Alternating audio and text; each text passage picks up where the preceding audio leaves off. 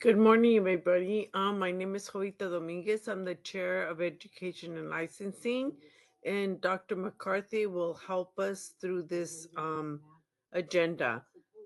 Any comments from Loretta or the board? Let's establish a quorum first, and Oh, so thank we'll you. do a roll call to establish, please. Thank you, Lori. My name is Jovita. I am the chair of education and licensing, and I believe that President Trujillo is part of our quorum. Hello, my name is Dolores Trujillo. I was appointed by Governor Newsom in the direct care provider role for the board, and I am the current president of the board. And I believe Trisha Wynn is on our quorum. Tricia Lynn here, appointed by Governor Newsom in the public member role. Thank you. I have tree trimmers in my neighborhood, so I'm going to be on mute as much as possible. And if you hear background noise, you can, of course, remind me. Thank you. Yeah, no background noise on yours yet, Trish. So, And then thank Dr. you for that. McCarthy. Okay, so just Good some morning. real. I'm Thank you. Mary Ann McCarthy. I'm a supervising nursing education consultant and the liaison to the Education Licensing Committee. Thank you. Lori's So turn. just some real quick housekeeping. As we're opening this agenda is just for Education Licensing Committee. We do have another committee to follow the completion of this one. And that next committee is our Enforcement, Intervention, Investigations Committee. And I think I flipped those around. And once we get close to the end of this committee, we will make sure that we reach out to board member Allison Cormack and board member David Lawler so that they can join us for that one. At that point, both Dolores and Jovita, you guys are done for the day and you guys can drop off, as you are not required to be on the EIIC committee, but you are able to, if you want to, stay in attendance with the mute and camera off if you want to listen as the rest of the public. We will be holding public comments and such for items on this agenda. So if you are here and patiently waiting for the Enforcement, Investigation, Intervention Committee, that is to come immediately to follow this. So please, we ask you to hold your public comments until that point. Another thing that I wanted to kind of touch bases on before we go into the content of this is I did notice that in our Sacramento location, we had some school representatives show up in the back. And I feel terrible about that. So I just wanted to make sure we did send out a letter to all deans and directors. And because we did hear that there was some confusion around that, I believe we sent it out about a month ago, where on our committee meetings are held completely remote. There is no need for anybody to travel in. And I see you guys with your rolling bags there. And you guys paid money and time to travel in when you guys could have participated remotely. For our committee meetings, which is what these are, the public option that we have available for you guys in Sacramento is really just a means to have a teleconference access point for people that don't have computers, that people maybe don't have a smartphone or something that can't join. There is no staff, board, committee, or board members there in Sacramento. Myself, the executive officer is not there, legal counsel is not there, and all of our nursing education consultants are not there as well. So there are board staff there, but they are, sometimes our chief of licensing or our the head of the I'm totally blanking on it, consumer services, board members, consumer services. But I feel bad. So just so you guys know, there was a change that happened with COVID. Prior to COVID, we did request all of our school representatives to attend the Education Licensing Committee meeting in person. That changed in 2020 when we went remote and we had these amended laws in Bagley-Keene. So please note that that is not a requirement. And I'm sorry if you guys did not get that memo. I apologize. We did try as soon as we started hearing about that to get that out. Now, for a complete juxtaposition there, we'll talk about board meetings. Board meetings are held in public. Board meetings, we do notice that location, and board members are present during those those meetings, sorry. There is no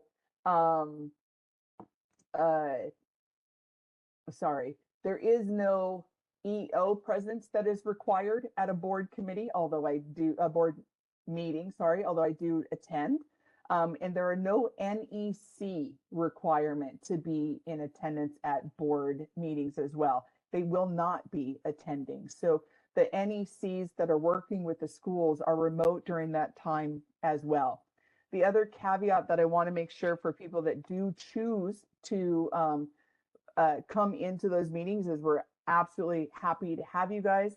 We do ask for a head count. We don't need to know names, as everything is confidential. I mean, you don't have to give us your name, but we just want a head count so we have the room to support you guys, especially if we have large number of students or something like that showing up. But the one thing in the Bagley-Keene law that says is that it requires us to offer the same access to all participants, stating that the telephonic or online means provided to the public to access the meeting shall have equivalent to the telephonic or online means provided to members of the state body participating remotely. And so one of those things that it's important to know is that if our board members are present in person and there are people in the audience and they're hoping to get to speak to a board member on the side about an agenda item or something coming up, they can't. They're forbidden by law to do that, because you guys can't do that to the remote participators. You can't do that to the in-person participators. So we'll make sure that that's kind of reiterated at the next board meeting as well. You're welcome to come in person. We love having you guys there. But we made that requirement not a requirement at all when the new laws were passed and put into place. Plus, it was very expensive for programs to fly and have all of their like CNO or CFO or CEO fly up with them. And we don't want to require that when we can bring our meetings to you in your location. So just some quick housekeeping. And I'm sorry if you guys didn't get the memo. I apologize for that. I tried to get that out quickly as soon as we heard that some people were thinking they needed to attend in person. And I hope that for future, we don't have you guys spend that kind of money and time to travel in. So I apologize for that if there was any confusion. On that note, I will turn it over to Dr. Marianne McCarthy to take it on. Thank you. Thank you very much. First, Jovita will take the public comment for items that are not on the agenda. Thank you. Bjorn, is this my time for Bjorn moderator to? This is 8.1. Mm-hmm. Yeah. So public, for public comment, Bjorn moderator, would you take us to public comment? Good morning. This is the BRN moderator. I will be moderating the meeting. To facilitate public comment, we will be utilizing the WebEx question and answer feature. When the committee reaches a point in the agenda at which public comment is appropriate, the question and answer feature will be turned on, and members of the public can indicate that they would like to make a comment by inserting the phrase, "I would like to make a comment," in the question box, which is typically in the lower right of your screen. We also have a physical in-person location in Sacramento, and we will query that room as well. I will then call on the individual and unmute their microphone. The individual will have 2 minutes to make their comments. I will not give a warning as your time approaches. I will mute your microphone and will announce that your time has exceeded the time allotted. I will then proceed to the next member of the public who has a comment. Please note that the question and answer feature is being used only as a means for members of the public to represent that they would like to make a verbal comment. When your turn comes, you will be prompted to unmute. If your question can be answered, the committee will respond accordingly. When making your comment, speak about anything you believe is important for the members to know. Remember, committee members cannot address any item not on the agenda. Items not on the agenda at that moment, items that you would like to add to future meetings, or items that will be discussed later on the agenda will be discussed at their correct times during the meeting. I will provide a brief reminder of this approach at the start of each public comment item. Finally, when committee members or BRN staff are not speaking, I would like to remind them to mute their microphone. If I detect background noise during the meeting as a result of unmuted microphones, I will mute their microphones automatically. We will be opening for public comment now. Please refer to the screen share for members of the public to see how they should type in their request for comment. I've activated the question and answer feature. Members of the public can indicate that they would like to make a comment by typing into the question box, "I would like to make a comment." Please remember, you will have 2 minutes to make your comments. I will not give a reminder as your time approaches. I do not want to interrupt you nor cause you to lose your train of thought. I will mute your microphone and inform you that your time has expired, and we'll move on to the next member of the public. I'll pause for a moment for members of the public to type in, "I would like to make a comment." Alice Montenegra would like to make a comment. 1 second, please. Good morning. This is Alice Montenegara calling in from Golden West College in Orange County, Huntington Beach, Orange County. I just like to report that in our region in Orange County, that we are at the community college levels, we are losing clinical sites by the day, which makes it difficult for us to sustain and maintain our resources and our strong workforce funding that's tied to our growth pattern. So I just wanted the board to be aware of what's going on in the region, and should there are any considerations that impact this region, to please consider the impact on clinical placements to the community college in this area, as we are fully saturated with so many nursing or pre-licensure nursing programs here. Thank you very much. Thank you for your comment. Committee Chair Dominguez, there are no public requests for comments on the WebEx. No more public requests for comments on the WebEx. We have no public requests for comments in person in BRN Sacramento. Would you like me to close this window? Please, thank you. Okay, agenda item 8.2. Jovita, we're going to review the meeting minutes for approval. Thank you. I approve the minutes if I have a second. Does anybody in the committee have Jovita. questions? We'll second it, Want to Jovita. state the whole motion? I can state the whole motion. Please. I would like Thank to make you, a motion Dolores. to accept the ELC meeting minutes from April 18th, 2024 and June 20th, 2024, and allow BRN staff to make non-substantive changes to correct name misspellings and or typos that may be discovered in the document. Do I have a second? Thank you. Jovita seconds. Thank you. All right. Thank you. We'll BRN open it up to moderator, public can you comment. take us out So for now we public want to go to public comment, please. We will be opening for public comment now. Please refer to the screen share for members of the public to see how they should type in their request for comment. I've activated the question and answer feature. Members of the public can indicate that they would like to make a comment by typing into the question box, "I would like to make a comment." Please remember, you will have 2 minutes to make your comments. I will not give a reminder as your time approaches. I do not want to interrupt you nor cause you to lose your train of thought. I will mute your microphone and inform you that your time has expired, and we'll move on to the next member of the public. I'll pause for a moment for members of the public to type in, "I would like to make a comment." Committee Chair Dominguez, there are no public requests for comments on the WebEx. We have no in-person requests for comments in BRN Sacramento. Would you like me to close this window? Yes, thank you. May we take it to a vote? Jovita Dominguez votes yes. President Trujillo I vote yes. and Tricia Nguyen. Nguyen, yes. Thank you. Motion carries. Thank you. Moving on to agenda item 8.3. This is the discussion and possible action regarding whether to recommend ratification of minor curriculum revisions acknowledge receipt of program progress reports, and whether to recommend ratification of clinical facility approval or other action. According to board policy, nursing education consultants may review curricular changes that do not significantly alter philosophy, objectives, or content, and programs can implement as needed prior to board approval. These requests are then reported to the Education Licensing Committee and to the board for approval.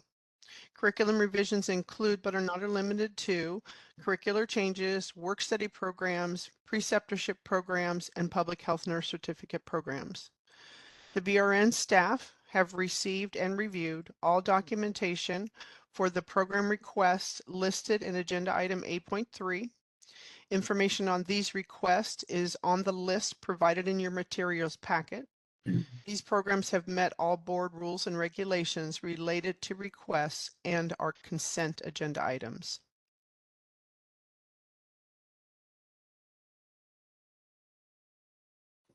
Do any board members have questions about 8.3? No, and I'd be happy to recommend ratification. Thank you, Tricia. So you would like to make a motion? Yes, please. So I would move that I'd recommend that we ratify the curriculum revisions, clinical agency or facility approvals, and acknowledge receipt of program progress reports. I, Jovita Dominguez, seconds that. May we take it to public comment, please? We will be opening for public comment now. Please refer to the screen share for members of the public to see how they should type in their request for comment. I've activated the question and answer feature. Members of the public can indicate that they would like to make a comment by typing into the question box, "I would like to make a comment." Please remember, you will have 2 minutes to make your comments. I will not give a reminder as time approaches. I do not want to interrupt you nor cause you to lose your train of thought. I will mute your microphone and inform you that your time has expired, and we'll move on to the next member of the public. I'll pause for a moment for members of the public to type in, "I would like to make a comment." Kendra Hupper would like to make a comment. 1 second, please.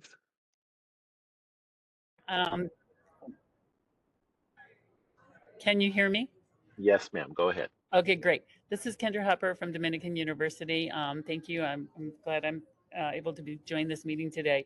I just want to pretty much have a clarifying comment or question in regards to 8.3.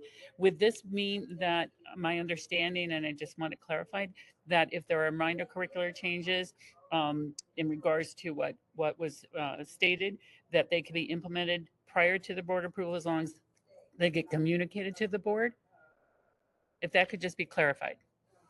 Sure, Kendra. So as long as your NEC approves it and gives you that approval, and to do that, in order for you to be on this list, they have to approve it. So if you're on this list of the minor changes, then those are approved by the NEC and then brought forward to the education licensing and the board, so they're aware and confirmed. Great. That's what my understanding was. I just wanted to clarify that. Thank you, Marian. No problem. No problem. Before you drop off, I'll add just kind of a additional kind of information there. You'll see on our agenda item summary for 8.3, there's a statement on there that says, according to board policy, nursing education consultants may review minor curricular changes that do not significantly alter philosophy, objectives, or content, and programs can implement it as needed prior to board approval. These requests are then reported to the Education Licensing Committee and the board for approval. So if there are curricular changes that do not significantly alter the philosophy, objectives, and content of the program, then that discussion is with your NEC. If everybody agrees and it is needed, yes, you can implement it, but it isn't done just because you guys think that everything's in alignment. Please do your due diligence to check with your NEC to make sure that everybody agrees that it did not significantly alter any philosophy, any objectives, any content. And please let us know that it is needed, so that it can everybody can document and know that it was implemented prior to coming to the board. Because these do ultimately need approval. And although I have not seen our board not approve them, there may be some random weird thing that popped up that they did decide not to approve it, and our NEC would need to know at that point, so that we can let the board members know that I understand that you're ever concerned with this. We'll let you know that the school has already implemented this on our approval, and it happened at this point, and this is what was needed. So just to kind of close that loop and make sure that it's not an automatic, that you do still have to have the conversation with the NEC. Great, thank you for that clarification. Yes, we're in constant communication with our NEC, and I just wanted to clarify from my understanding how that would, what that, the impact of that was since the motion was being brought forward. Thank you for the further clarification. Thank you, no problem. Thank you for your comment. Committee Chair Dominguez, there are no other public requests for comments on the WebEx. We have no in-person public requests for comments in BRN Sacramento. Would you like me to close this window? Yes, please. Thank you.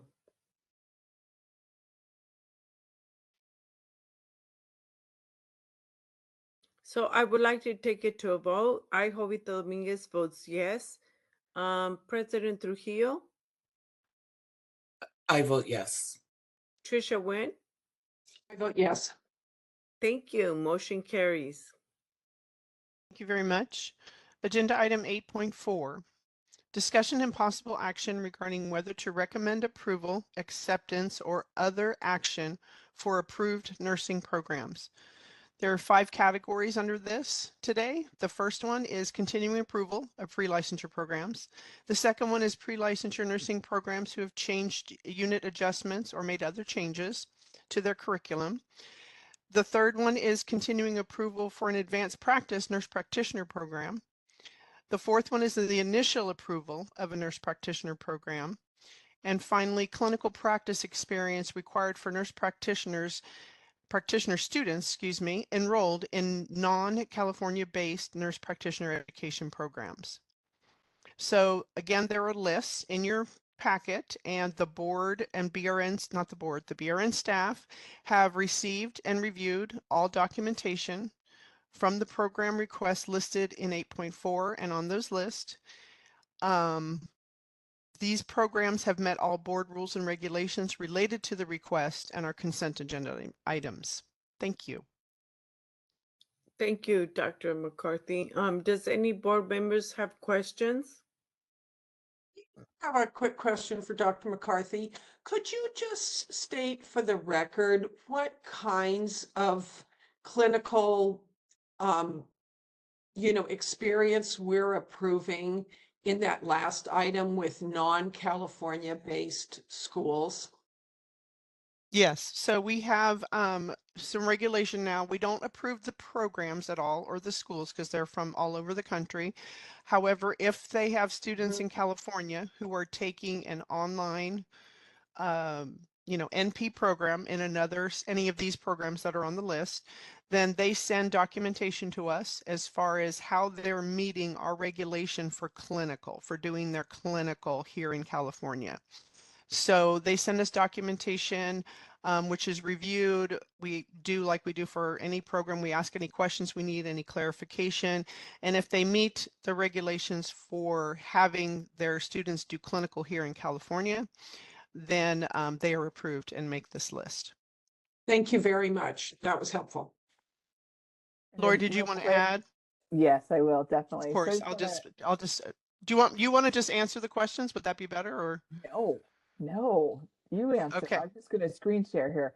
So I just want to screen share here really quick, just so you guys can see where this is located on our website. If you're ever interested in finding out where this listing is kept, because this is something we've been doing that is fairly new. It was implemented in 2020. And so what you have on your screen is just our regulations up for nurse practitioners. You can see the new rule down here on 1486, requirements for clinical practice experience for nurse practitioner students enrolled in non-California based nurse practitioner education programs. So you're able to click into that and see all the requirements. And one of those requirements is that they meet our standards for school as well. Now, the other thing that is really kind of cool is on our website here. And this is a listing of every single one of the out-of-state nurse practitioner programs that have been approved to do clinicals in our state. Additionally, we've add in what are the tracks that they are approved for. You can see Columbus only offers a family nurse practitioner. You can see that Gonzaga has both family and psych. And then associated with them off to the right is their enrollment that was approved for them. So Andrews University can have 20 students that are California RNs residing in California, complete their FNP clinical practice hours here in our state. And Clarkson, they can do 4 in adult geri, they can do 4 in family, and they can do 4 in psych mental health. So those are where you will be able to find what their approved enrollment number is, what the tracks are, and the complete listing of the schools that have been reviewed to ensure that they meet our regulatory requirements and are able to perform out-of-state clinicals, but the nursing students are licensed RNs in our state. Can I ask a follow-up question on that? Yes. So are those 20 California nurses that are enrolled in a in an out-of-state program, are they taking up clinical spaces that California, it just gets blurry because, of course, coming up on the agenda, we're doing this incredible balancing act where we're trying to make sure that, California students that are in school are getting clinical placement hours that they desperately need. And then we have some out-of-state schools here, but of course it's California nurses. So it's, it just gets fuzzy, but do we oversee that? Or I just can't remember in the past how we've handled these out-of-state schools. Yes, these ones are Currently, different yet similar. So I'll try to explain the difference here. Pre-licensure nursing programs, which means students that we oversee here as part of the Education Licensing Committee, where we have our schools that educate people to become RNs. That is a different clinical focus, and we manage all of those. And these do not affect that. These nurse practitioner approvals. Now, there was a bill that was put forward this last legislative year and the year before, presented by Flora, that was sponsored by Nightingale College out of Utah. Sorry, Nightingale University, I believe, out of Utah. And they were asking for out-of-state pre-licensure nursing programs to come into California and do their clinicals. And I believe the confusion comes is because those are RN students living in California, going to an out-of-state school that wanted to do their pre-licensure clinicals here. We have a law that forbids that right now, and it's Business Professions Code 2729 that requires them to be a board-approved program in order to do nursing services, which are done through their clinical experiences. So they are not licensed as an RN, and those students go into clinicals. They're overseen by a faculty member who are on site, etc. These clinicals are people that are already licensed as RNs. So they must have a California license as an RN, live in California, and they are not to do RN clinicals because that's already done and passed. They are supposed to only focus on the clinical hours that are required to become a nurse practitioner, the advanced practice RN. Now, there is impaction in nurse practitioner clinicals. They pay for nurse practitioner clinicals. It's almost as ugly as the pre-licensure nursing clinicals are. However, we have no authority over that. Our authority has not been granted. We have no authority to monitor that. So it is kind of a free-for-all out there. And that is where you will see a lot of people kind of concerned about where they're going to do their nurse practitioner clinicals. So one of the laws that we have for nurse practitioner schools is that the nurse practitioner school must find the clinical placements for their students. And if they're not able to find those clinical placements for their students, they can't enroll. But we also don't approve enrollment increases either for nurse practitioner schools. They just let us know what they're enrolling. And we put it through to the board to let them know that there's a change, but it's not done through the same process as our pre-licensure. And then the other difference that's a big one that stands out is all nurse practitioner programs must be nationally accredited in order to get approved by our board as a California in-state program. And if they lose their accreditation, they lose our approval. That is, again, kind of opposite for our pre-licensure, where we do the approval. We do not require accreditation, and they can lose accreditation and maintain an approval with us. So these schools are already, this is just continuing approval, right? They're already here with No, students. no. Oh, okay. Oh, See, well, that's so because the I'll put some continuing approval is where I'm a little confused. I'll put some clarification on that. Yeah. Some of these are already here because this law was just recently implemented, I believe in 2019. We are finding the schools that we're currently working in here and currently doing this, making sure they're in compliance and getting them approved. So they may be schools that were already doing clinicals here, and now we're just finding them. There may be new schools that are requesting access into California, saying that they've met all the requirements, please approve us. And so that happens too. But that is just the table. Marianne, do you have it off the top of your head? That is starts on page 92 and 93.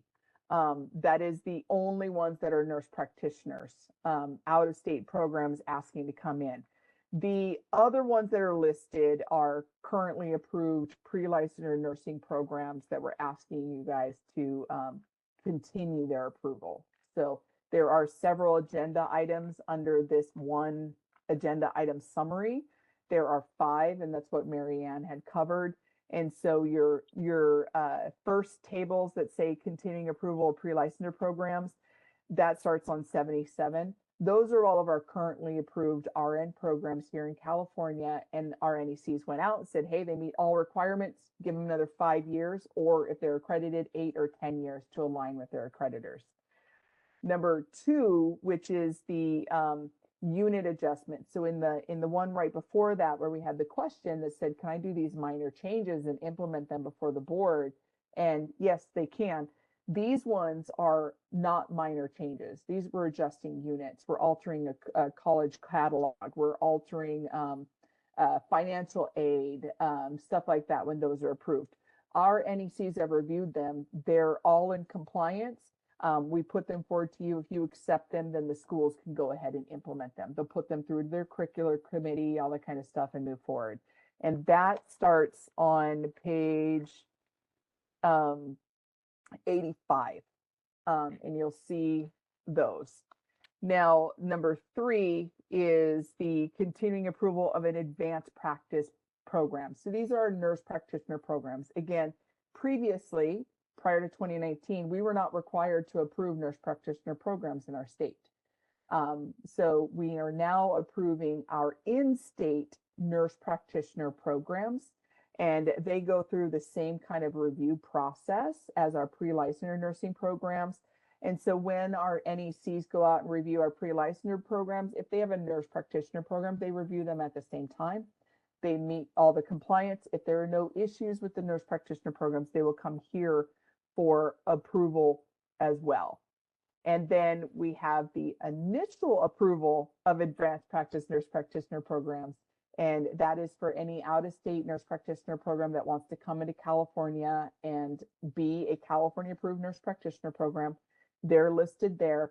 And additionally, any of our in-state programs that weren't approved previously, As we're bringing them into compliance, we will bring them in front of the board, and we will ask you guys to approve them so that they can continue their current enrollment of these. And you find that located down on another table as well. So there's several items here. They're all on tables. All the work has been done in advance by our NECs, and they meet all of the requirements that are set forth in rules and regs for you guys to review.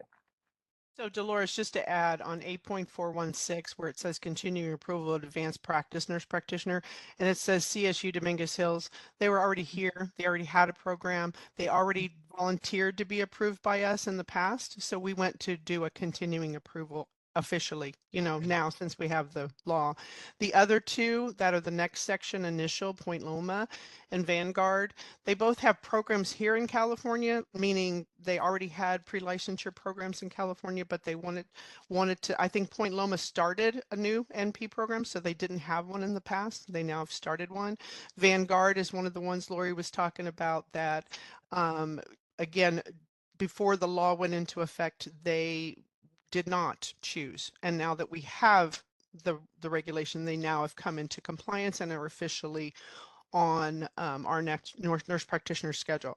The ones below that, all the ones that are out of state, again, we're just approving students to do clinical here. We do not approve the program at Eastern Kentucky or Hawaii or Purdue. They're all out of state. We're just saying that their students, if they have California students, they can do clinical here after they've gone through our process. Does that help, ladies? Yes. Thank you, Marianne, and thank you, Lori. No problem. Great explanation. Yes, thank you. That's very helpful. Thank you. I appreciate that. It's Jovita. No worries. Thank you. One, I think some clarification, and this was on the prior agenda item, Trisha, for you, is I think you were looking for like some clinical impaction issues, and on page 58, in our progress reports from our nursing education programs that are approved here, it says clinical concerns reported from the program. And so if you look at page 58 into page 60, there are several clinical concerns that have been raised by our program and reported out.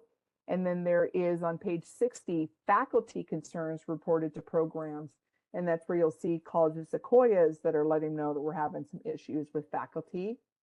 And so that might help you guys when you're looking for what are the schools saying, even if they're not showing up in public comment here, they are letting their NECs know, and the NECs are reporting them out as a progress report to our board, and they are identified as clinical concerns reported from programs and then faculty concerns reported from programs. And that's helpful. And of course, that is my major concern in raising this. So yeah, this is just a very difficult balancing act. It is. And so I just wanted to make sure. I thought that's where you were going after we did the clarification. I was like, let me show you where that actual information is. It's not right here, but it is in our prior agenda item where you guys accepted those progress reports. And that is used as a mean for schools to communicate their issues to our board through the NECs.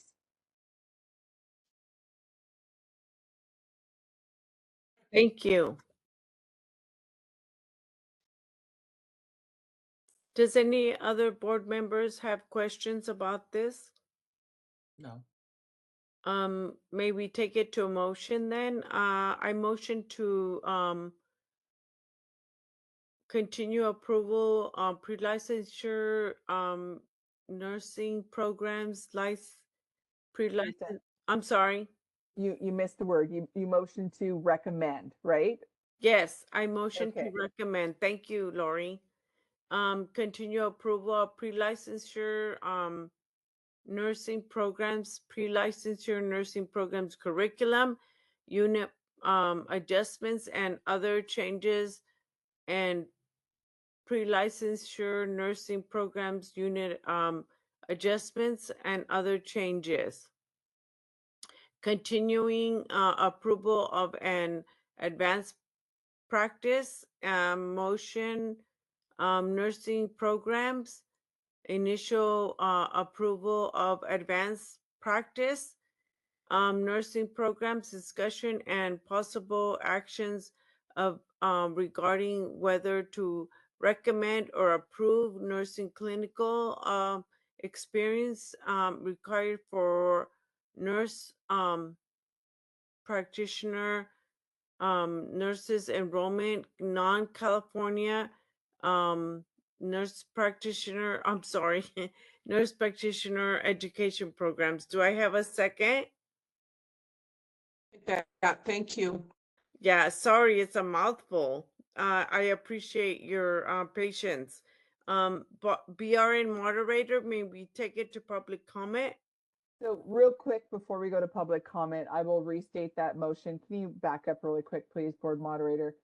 Just so that we have the appropriate language. This language goes out on board action letters, and it's important to have that very clear. Thank you, So, Lori. thank you. So Jovita made a motion to recommend continuing approval of pre-licensure nursing programs, pre-licensure nursing program curriculum unit adjustment or other changes, and pre-licensure nursing program unit adjustment or other changes, no enrollment increase. Continuing approval of advanced practice nurse practitioner nursing programs, initial approval of an advanced practice nurse practitioner nursing program, and discussion and possible action regarding whether to recommend approval of clinical practice experiences required for nurse practitioner students enrolled in non-California-based nurse practitioner education programs. I almost got there too, Jovita, and then I stumbled the last. So this was an approval of all the items that were brought forth to us. Trisha, when you seconded it, now we'll go out to public comment. Thank you. Thank you, Lori.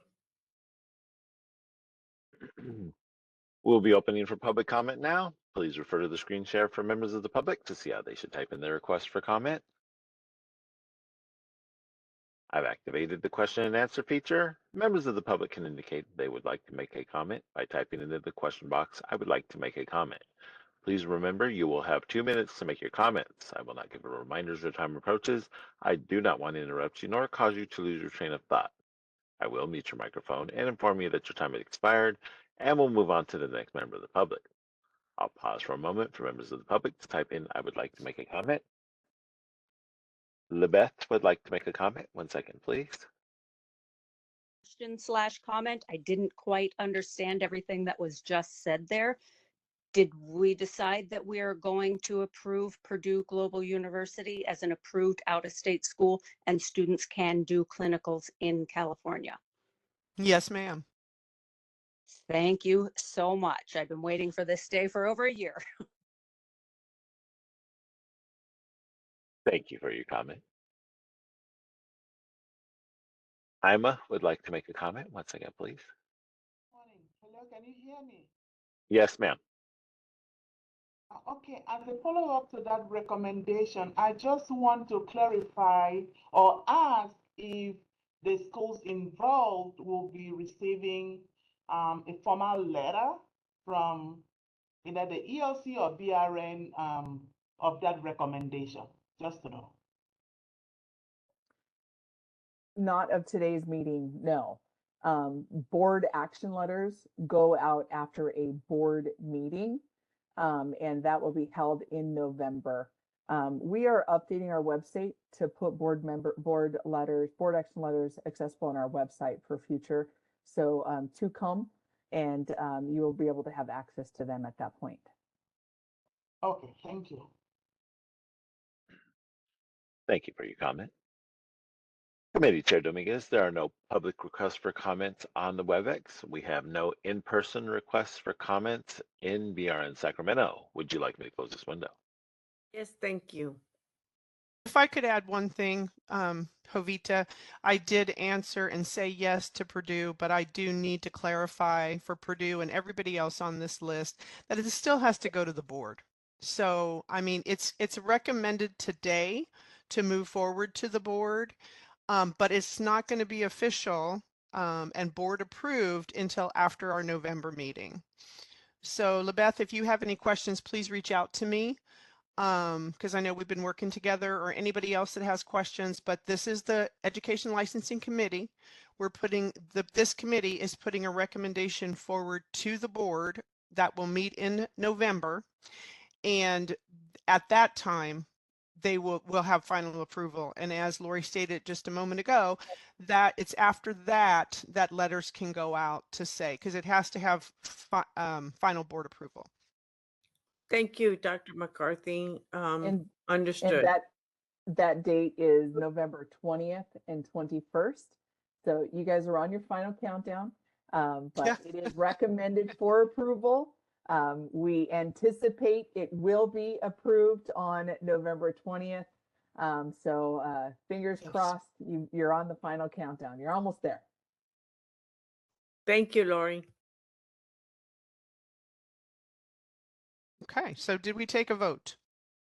No, but I motion to recommend continuing approval of pre-licensure. Yeah, we already have the voted, motion. so We just need to take a vote, please. Call vote. Thank you, Lori and Dr. McCarthy. No worries. I vote yes. Jovita Dominguez, President Trujillo, Dolores Trujillo votes yes. Trisha Nguyen, And yes, motion carries. Thank you. Thanks so much. Moving on to agenda item 8.5. This is the discussion and possible action regarding whether to recommend continuing approval or other action for an approved nursing program that's currently on deferred status. And this is West Coast University Baccalaureate Degree Nursing Program. You can find their information starting on page 95 of the packet. And board moderator, if you could please elevate the two presenters on the list for West Coast.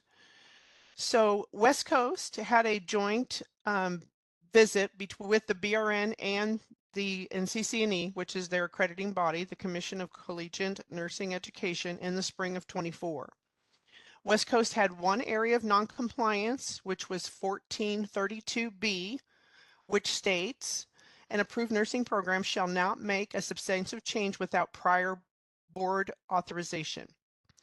The noncompliance of 1432B was discovered in 2018 and was brought to the ELC in 2018, but it was not brought in front of the board until legal proceedings were settled. West Coast's noncompliance and enrollment increase request was presented to the ELC and the board last fall in October, November of 23. The board approved an enrollment increase for West Coast, and they gave them 1 year to come into compliance because it meant reducing their enrollment. And that new enrollment pattern was given by the board in November of 24. So this program has 3 campuses. One's in Los Angeles, one's in Ontario, which is in the Inland Empire, and the other is in Orange County. The BRN, the board, approved an enrollment pattern per campus of 192 students 5 times a year for an annual enrollment of 960 students. Additionally, the board put a caveat on the LA campus that they were to delay implementation of the enrollment increase until their NCLEX pass rates moved above 75. I'm happy to say that this year their pass rates for 23, 24 are 87.4. So they have met that requirement.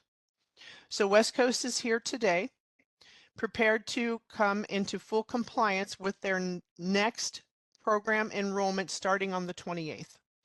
So it's still a week away, but their next enrollment pattern, or 2 weeks probably, is October 28th. Their growth enrollment information in the regions 7, 8, and 9 are in your packet on pages 97 through 99. And each program, so West Coast did this time, wrote an executive summary to be submitted with their materials, and that starts on page 100. The program representatives are here if you should have any questions, and we appreciate your consideration on all these programs. Thank you, Marianne. So then I'll jump in really quick. So November in our board, we do expect them to be in full compliance. So at this point, they're not deemed full compliance because we have to await that enrollment, Yes. actual enrollment to occur. So if you want to, board moderator, advance forward to the proposed motion, that does take that into consideration. And so the motion that is hopefully going to be on the screen soon. I will pause. We will wait. Can you guys advance the motion? Jen and Mark, Advance can you go to the slide, please? motion? Thank you. There it is. You will see that, Oh. nope, keep going, 8 points. There it is. There it is. Thank you, guys. It says that we actually recommend that you are to defer to the November board meeting because it will allow for us to verify the October 28th enrollment numbers. And then when we verify that, we fully expect our board to just do a continuing approval. They'll be in full compliance. So hopefully that helps to kind of understand where we're at. It's kind of like this weird, it goes to committee before board. They're 2 seconds from being in complete compliance, but you guys can't actually say they're in complete compliance today because we don't have verification of that because October 28th has not occurred. So pending the October 28th enrollment numbers, and we will have those by the time the board meets. I would like to recommend deferral to the, I'm going to make a motion. Thank you. Recommend deferral to the November board meeting on the continuing approval status for West Coast University baccalaureate degree nursing program to allow for verification of the October 28th, 2024 enrollment numbers to clear the area of non-compliance. And Jovita Dominguez, seconds. Are there any questions from the committee members? Go out to public comment, please. Comment? Thank you. Bjorn, moderator, take us to thank you. We'll be opening for public comment now. Please refer to the screen share for members of the public to see how they should type in their request for a comment. I've activated the question and answer feature. Members of the public can indicate they would like to make a comment by typing into the question box, "I would like to make a comment." Please remember you will have 2 minutes to make your comments. I will not give a reminder as your time approaches. I do not want to interrupt you nor cause you to lose your train of thought. I will mute your microphone and inform you that your time has expired, and we'll move on to the next member of the public. I'll pause for a moment for members of the public to type in, "I would like to make a comment." Committee Chair Dominguez, there are no public requests for comments on the WebEx. We have no in-person requests for public comment in BRN Sacramento. Would you like me to close this window? Thank you. Yes. Thank you. We have a motion and a second on the floor. May we take it to a vote? I, Jovita Dominguez, votes yes. President Trujillo? Trujillo votes yes. Trisha Wynn? And yes. Motion carries. Thank you. Thank you very much. Agenda item 8.6 is discussion and possible action regarding acceptance of substantive changes to an approved program.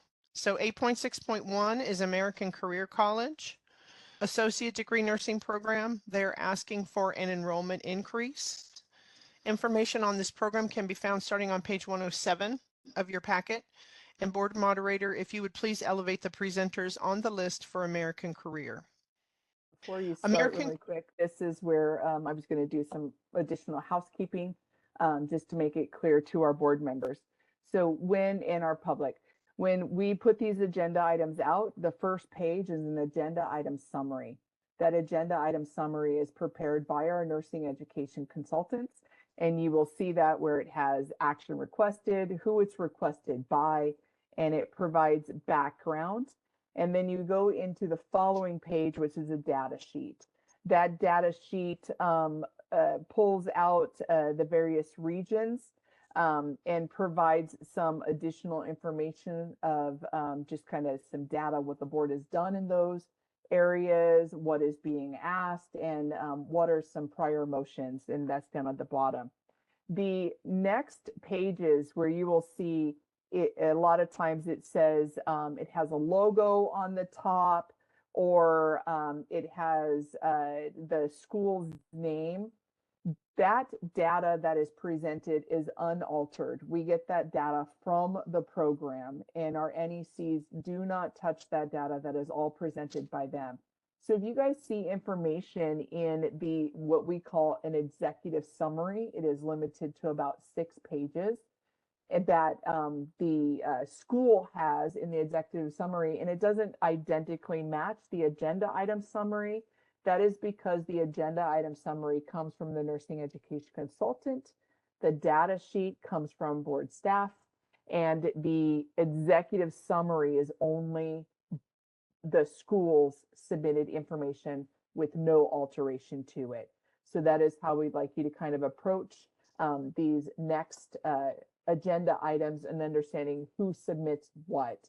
Usually that is very clear with the logos and stuff on it. Sometimes the logos are not there. And if you have questions on whether this is submitted by board staff, the NECs, or if it's submitted by the school, we'll be able to provide that clarification for you. Thank you.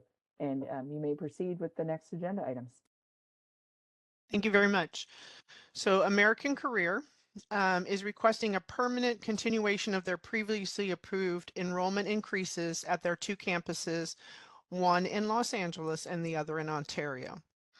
In 2023, a one-time enrollment increase was approved and became effective in January of 2024 for a one-time 20 students additional for the LA campus and a one-time additional 30 students for the Ontario campus. So their current, I'm sorry. Oh, I thought I heard somebody. Sorry.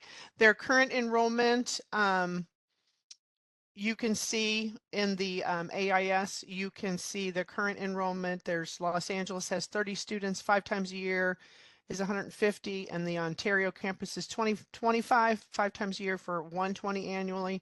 So right now, without the additional students, if they continue this, they have 275 students. If this enrollment, and again, they've been doing this now, I think this is their 2nd year. They got approval for 1 more year. And so now they want to make it permanent, but their current, if we add the students, the Los Angeles campus will have 30 students plus 20 more 5 times a year, which would be 170 students annually. And the Ontario campus will have 25 students 5 times a year, plus an extra 30, which will give them 155 students annually. And this will give them a total now of 325. So they were at 275. They've actually been doing 325 for a year now, and they want to continue this. The data growth in the area, which is region 7 and 8. So one site is in region 7, one site is in region 8. Is between 109 and 111.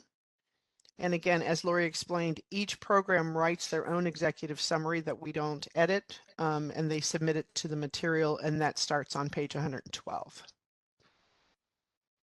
The representatives are here. Should you have any questions? Thank you.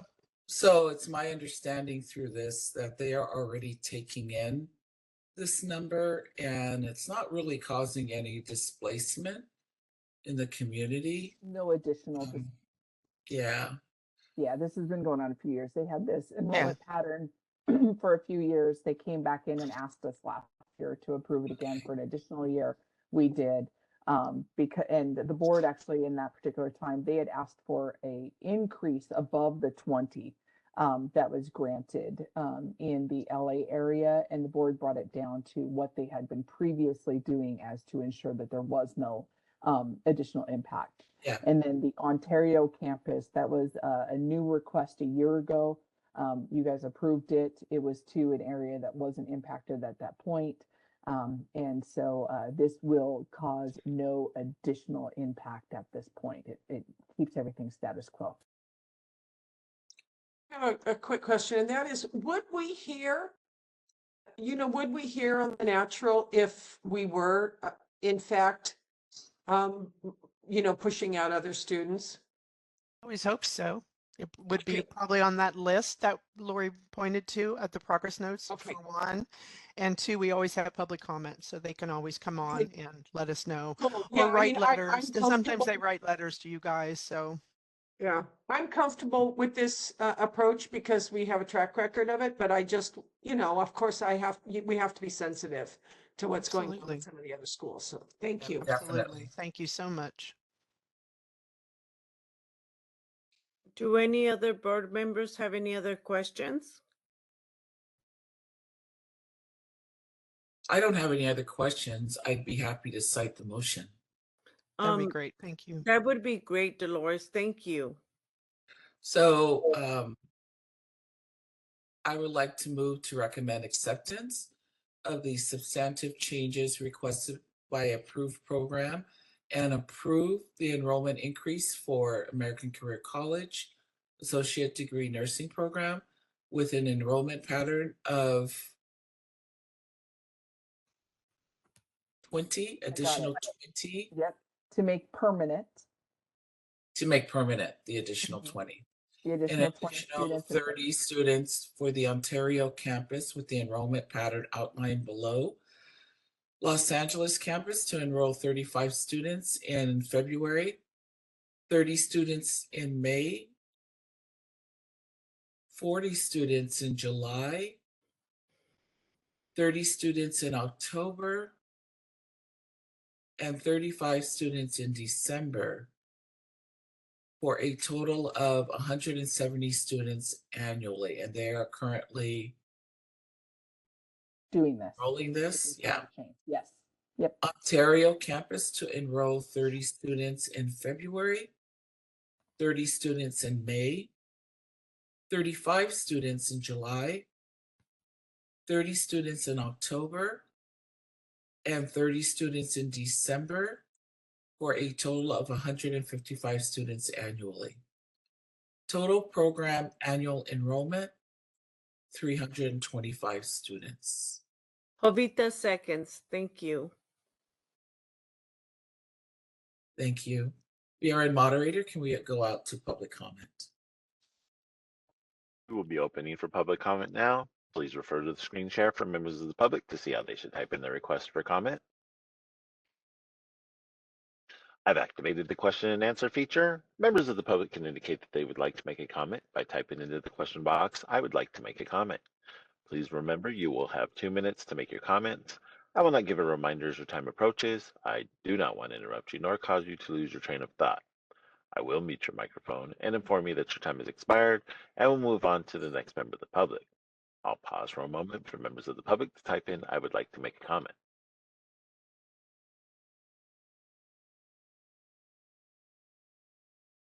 Ima would like to make a comment. 1 second, please. Thank you so much, panelists. My question is this. I actually have a few. First of all, I would like to be clarified on what factors are being considered in approving enrollment increase. How frequent can a school ask for an enrollment increase? And while I congratulate West Coast University, but my school is resident here in the Lancaster region, and I know that schools can have like 100 miles radius approved for clinical, but this enrollment increase, the school can say, oh, it's not going to impact clinicals, but that's not true from what my experience is around here. We only have about like 3 hospitals around here, and an enrollment increase of more than 100. They are going to travel 100 miles and impact those that are here. Another concern is this. I remember it is barely 1 year, it's not up to 1 year, where we had a meeting, BRN meeting, and it was said that their Los Angeles campus should have an improvement in their pass rate before an increase can be approved. Now, I don't know whether that has been met. It's less than 1 year they are being approved. Versus, and I'm not complaining, I just want to express myself. Versus my school is here, we only have 32 enrollments in a year. I have my faculty here, I'm losing my faculty because I cannot guarantee them the consistency of hours because we only have 1 enrollment in October. And I did request for enrollment increase, and I'm being put on a hold. And we started this program barely 6 years ago, and I'm just asking for enrollment increase after 5 years, and I'm being put on a hold. And like I feel bad for myself. That's all I can say. I just want to Okay, let me help to answer this. First, are you willing to let me know what school you're associated with? Career Care Institute. Career Care Institute, okay. Yes. And so you said you're located where? Lancaster, in the Los Angeles area, the Antelope Valley, specifically the city of Lancaster. Okay. And have you met with your nursing education consultant around requesting an enrollment increase? That's correct. You have, okay. So we will work with you on that so that we can get you brought forth. But one area of just clarification so far is we did not grant an enrollment increase to West Coast University today, and we did not grant an enrollment increase to American Career College today. All we did was continue what they had previously had. So no increases, no new students should be coming in and affecting the areas so far. The other question that you asked, what the board can consider around an enrollment increase, and that's actually outlined in law. It's called Business Professions Code 2786.2. And it says that when considering a request to increase enrollment, the board may consider only the following factors related to the ability to adequately train additional students. Adequacy of resources, including but not limited to faculty, facilities, equipment, and supplies. Availability of clinical placements. Complaints that have been verified by the board from students, faculty, or other interested parties. Licensing exam pass rates, graduation rates, and retention rates, and any other similar factors specified by the board in regulations. And then it explicitly states the board shall not consider nursing workforce issues, including those identified under section 2717 as factors for purpose of this subparagraph. So that there is a very specific section in law that says this is what the board can consider. And we'll make sure that we have your NEC follow up with you to find out what the hold is and what is needed. It might just be some additional items that are needed from you to complete so that you guys can be put forward for an enrollment increase. Your other question was how often can a school request? There's no limit.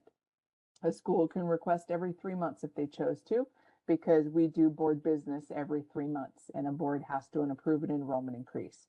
So it can be requested every 3 months. It may not be granted every 3 months, but there is no limit for the amount of times a school can ask.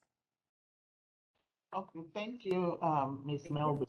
I'll take that into consideration and probably bring that. But just to clarify, we did submit everything that was required of us, and I appreciate you saying you will work with us. I just want to bring it to the floor because I have faculty, but I'm losing them because they are going to other schools to get ours. I can't guarantee them ours because it's just 1 year, you know.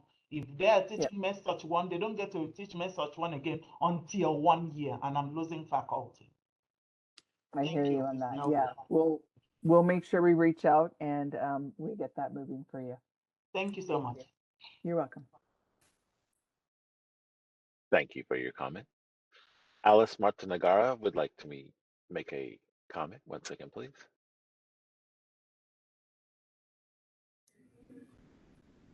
Hi, good morning. This comment is on behalf of Mary Steckler for Santa Ana College. She cannot attend today.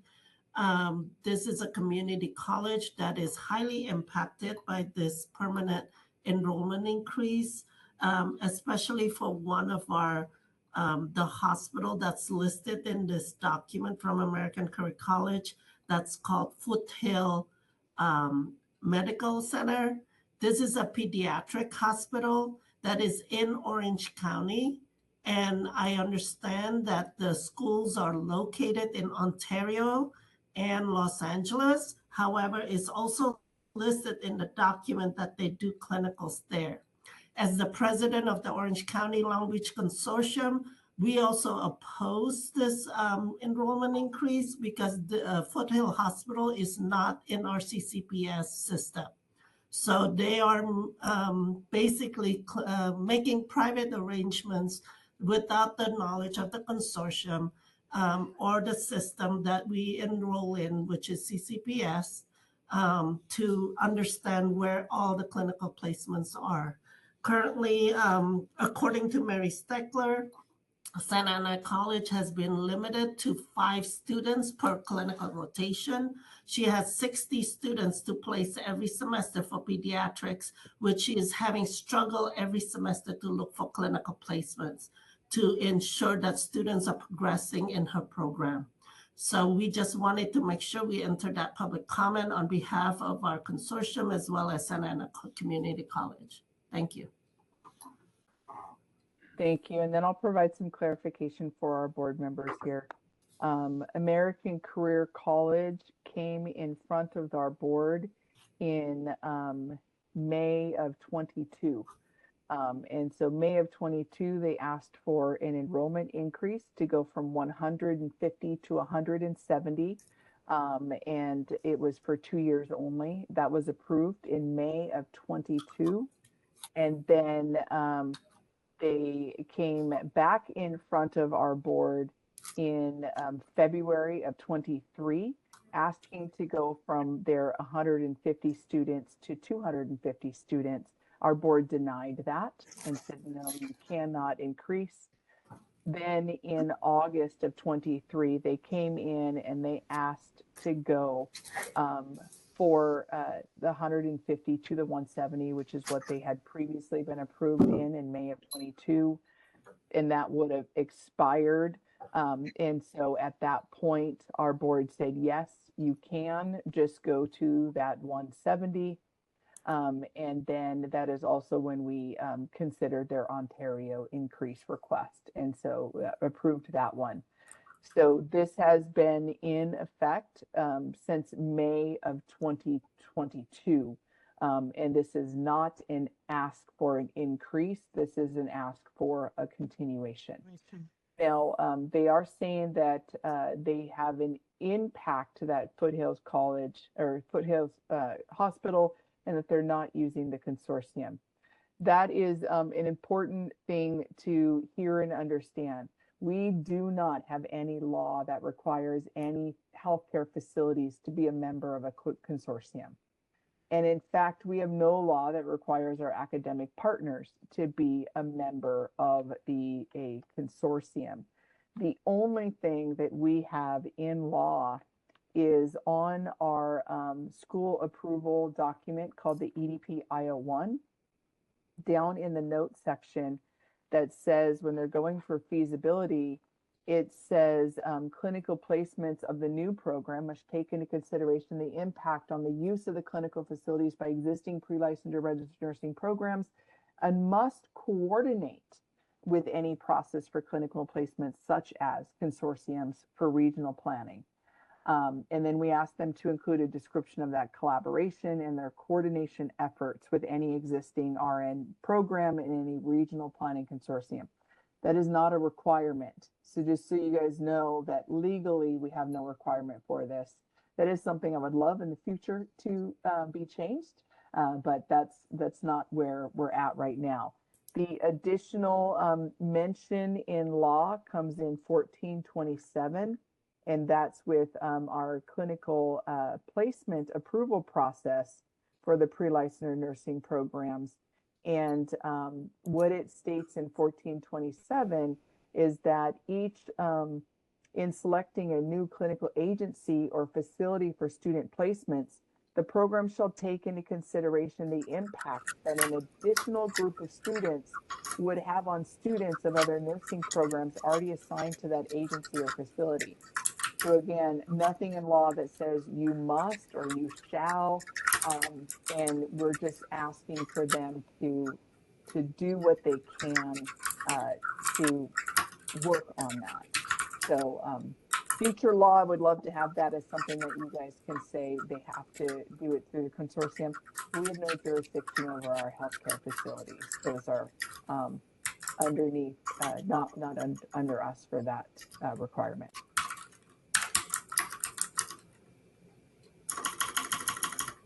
Thank for you, your comment.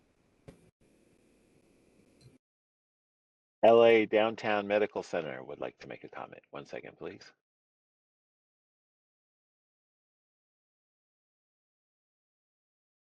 Behalf of LA Downtown Medical Center, we would ask the board to consider, and we support American Career College and West Coast University increase.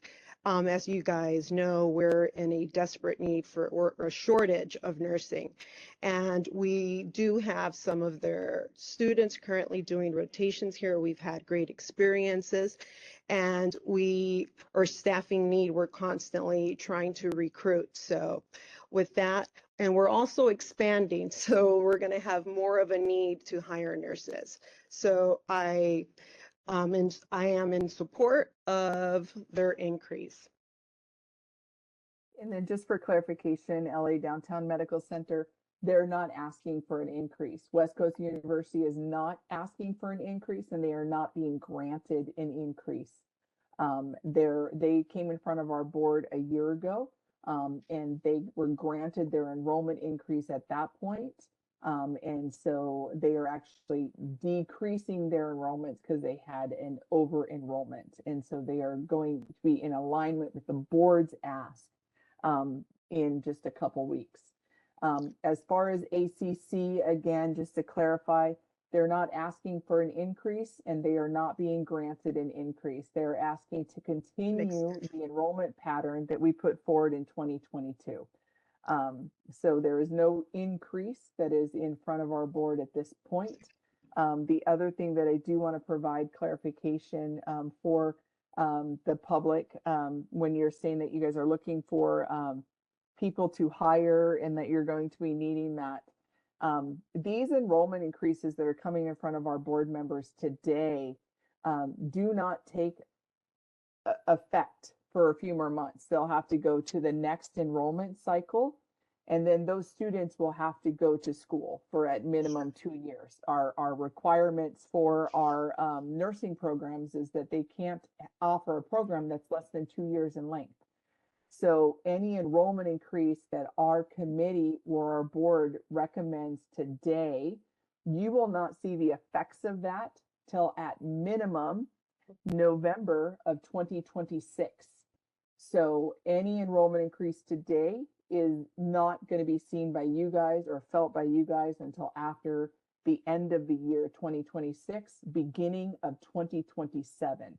All of the enrollment increases that will be affecting your staffing now in the need that you guys are presenting today were enrollment increases that came in front of our board at the earliest 4 years ago, potentially at the latest 2 years ago, depending on the length of the program that they took. So we do have a lot of enrollment increases, and we're actually projected by our UCSF numbers to clear the RN deficit by 2028.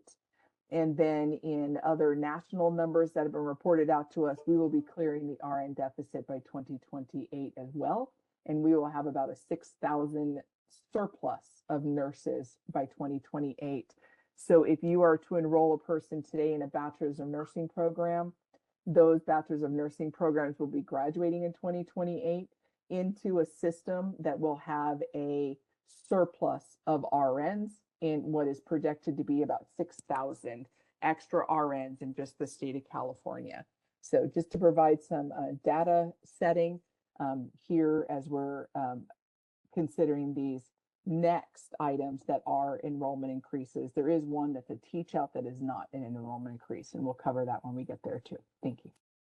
To LA Downtown Medical Center also, there is a large number of new grads coming out now from their nursing programs. So I would like to encourage you to take a look at those new grads and look at hiring them.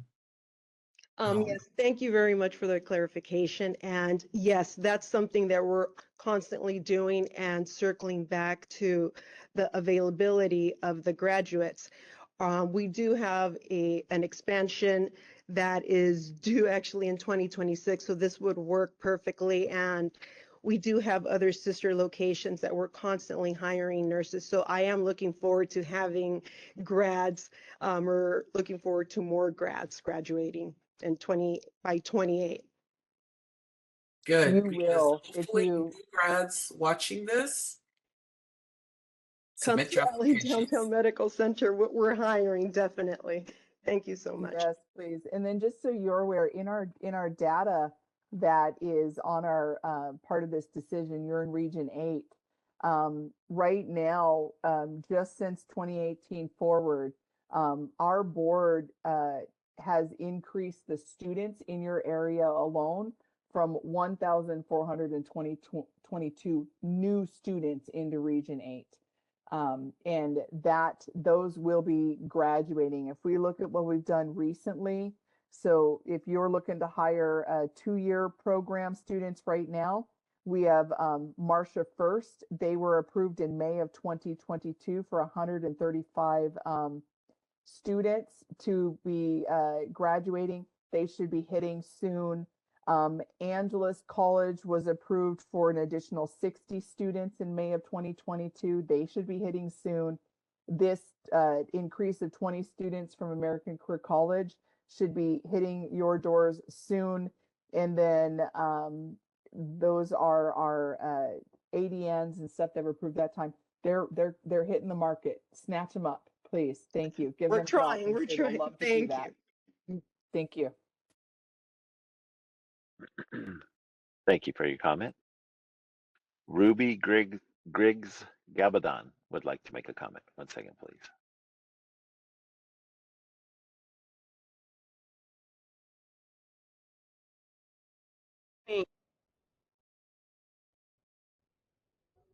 Good morning.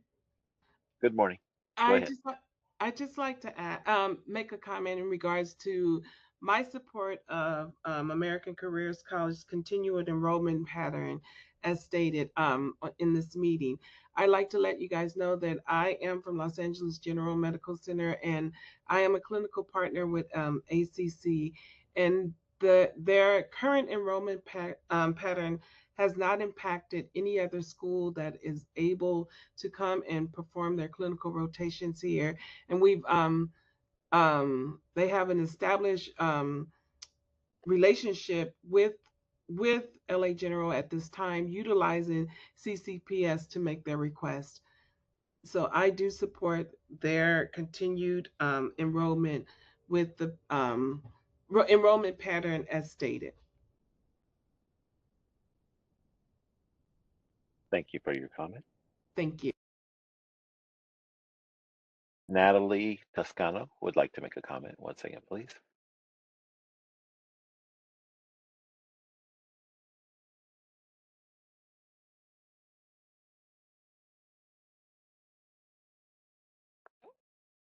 Natalie, go ahead. Okay, thank you. My name is Natalie Toscano, and I'm here to support American Career College's application. I had the opportunity to advance from an LVN to an RN at American Career College with the support of my employer, Ultimate. I'm also thankful for the opportunity because it allowed me to give back to my community in a meaningful way. I'm currently a geriatric case manager at an all-inclusive adult care center in Los Angeles, where the majority of my patients are Hispanic and aged 55 and older.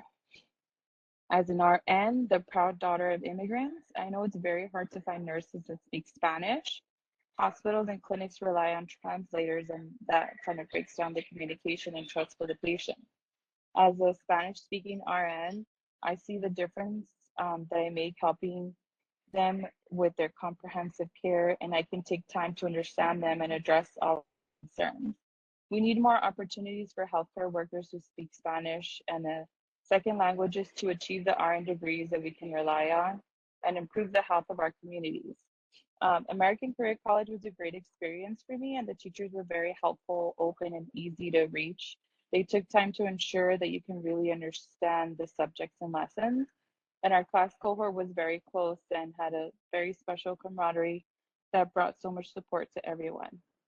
So I asked if we can improve the application and continue to train a diverse nursing workforce. Thank you. Thank you for your comment.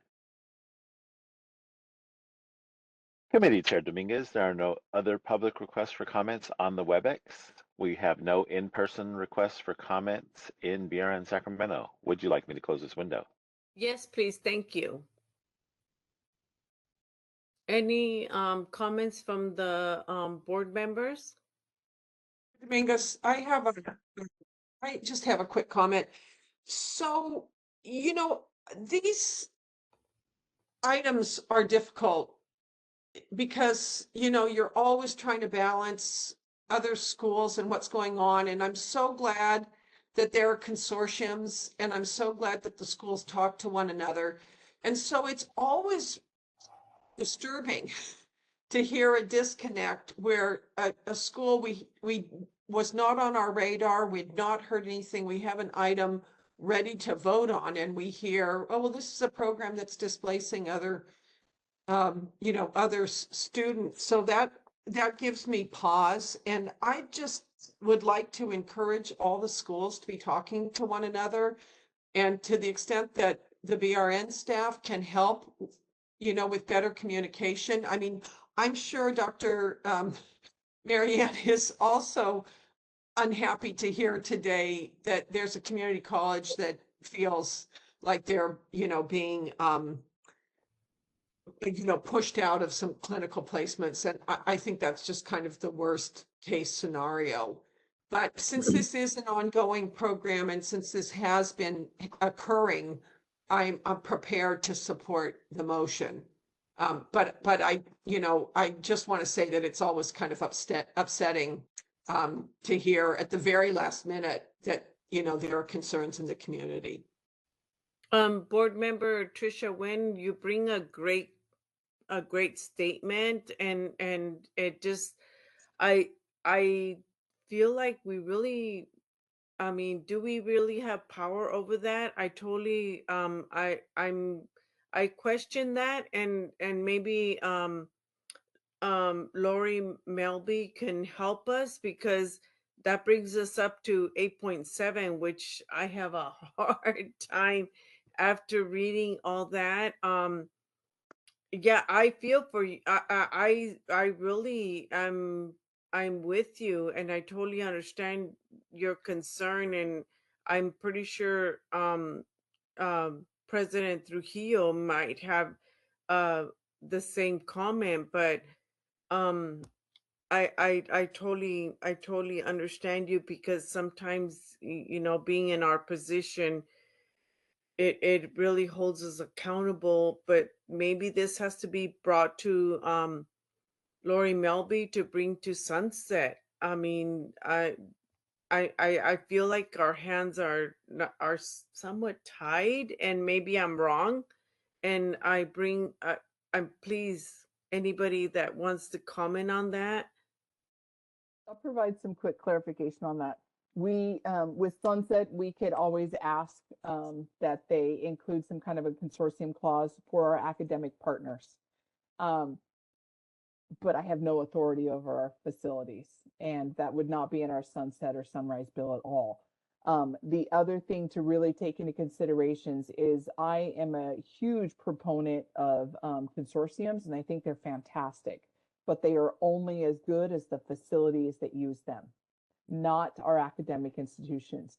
We can have a statewide consortium with all 170 pre-licensure nursing programs in there, and it would do nothing, truly, because it's up to the healthcare facilities to say, I'm only going to do clinical placements through a consortium, and I'm only going to coordinate and organize this through there. And we have no jurisdiction over there. The Roth bill that went through this year, that was an attempt to get data sharing and have that work. California Hospital Association was on board. HPI was going to collect this from us. We worked diligently with that. That bill got held up in appropriations because of the fiscal impact. So we do hope that a bill like that comes forward again next year. It does not have to wait for sunset because it doesn't affect our laws and it's not part of our board stuff.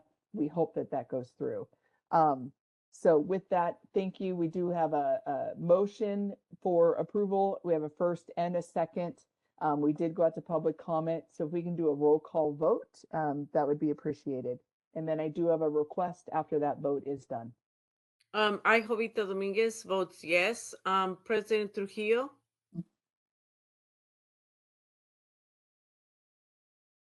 I vote yes. I have reservations, but overall I vote yes. I totally understand. Board member Trisha Wynn, And yes, it brings us to a I would like to make one comment before we close. yes. Into the next, before we close this item and move into the next agenda item. You know, we approved a temporary increase, what, 2 years ago, Lori? 2022, yes. Yeah, and I know the market has changed as far as, I shouldn't say market, that's a business term. I know it has changed since then for our, clinical impaction for these schools. What would have been helpful is that these schools spoke up 2 years ago in anticipation of the impaction occurring, possibly occurring. And I know sometimes it's hard to see down the line, but we appreciate, as a board, we appreciate any member in public comment, especially the schools, letting us know where they stand on this particular issue of clinical impaction, because as a board, we're taking your word for it and we're taking the word of our NECs. We're trying to put all of this together, but we'd love to hear from you, especially. I've noticed that this year our schools are speaking up more, and we appreciate that information, and we do listen to it. And I just want to put that out there. So thank you. Yeah, and the schools did speak up in 2023, which was fantastic. And the board did take that into consideration where they denied the request from ACC at that point.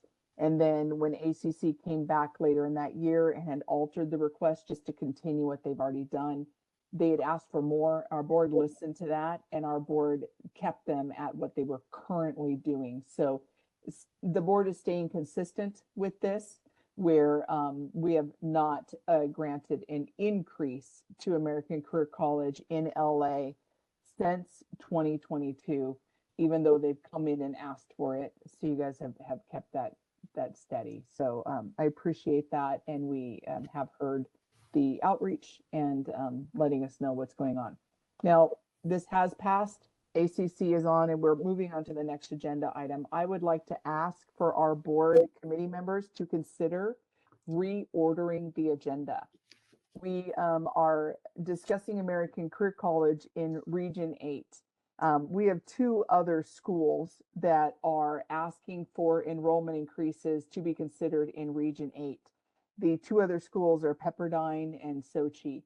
So I was asking if we can pull Pepperdine forward and take them so that we can manage this region as a whole. And then after Pepperdine, we would follow that up with Sochi. And then that way we can take all Region 8 together as one kind of bunch, so you can stay focused in that area. The next ask after that is we have Medical Career, Quest, and St. Mary's. And those are all feasibility studies. So when we get to the section on feasibility studies, I would ask that we take those 3 together. This is a little bit abnormal. It's not something that we've done in the past. And with Pepperdine and Sochi, these are new schools asking to be brought forth and considered for this region that hasn't been there. We have no other enrollment increase of current programs in 8, but I think this would be a good time to kind of wrap up Region 8 so that our board, so that our directors and stuff that are here on the call that are really focused on Region 8 can stay on and provide the public comment that we need to hear. as we consider these next two requests. Do you guys agree to kind of go out of order and take Pepperdine next, followed by Sochi? This is Jovita. I'm good with that. Anybody else? I'm good with it. Thank you for considering that. Okay, so Sochi, and I know Marianne, I totally just caught you off guard with that. That was not planned. It's okay, but I with got the it. Pepperdine is outcry of the 8.8.2. public. Thank you. Okay, so 8.8.2, we're going to take that one next. Now you may have to help me so I don't say them again in the future, but we're going to move to 8.8.2 right now, which is Pepperdine. So it's discussion and possible action regarding a feasibility study for new pre-licensure nursing programs. This is Pepperdine University. They're asking for a baccalaureate and an entry-level master's degree nursing program. So 2 tracks. The information on this program can be found starting on page 155. And board moderator, if you would please elevate the presenters on the list for Pepperdine. Pepperdine University submitted a letter of intent seeking approval for 2 new pre-licensure nursing programs, a baccalaureate degree and an entry-level master's degree. Pepperdine is located close to the western border of Los Angeles County and near Ventura County. Pepperdine anticipates that they will have nursing program applications from both LA and Ventura counties because of their geographical location. Their enrollment request is 88 students every fall and 32 students every spring for an annual enrollment of 120 students. The growth data and information are for regions 5 and 8. So 8 is what Lori's talking about. That's the LA area.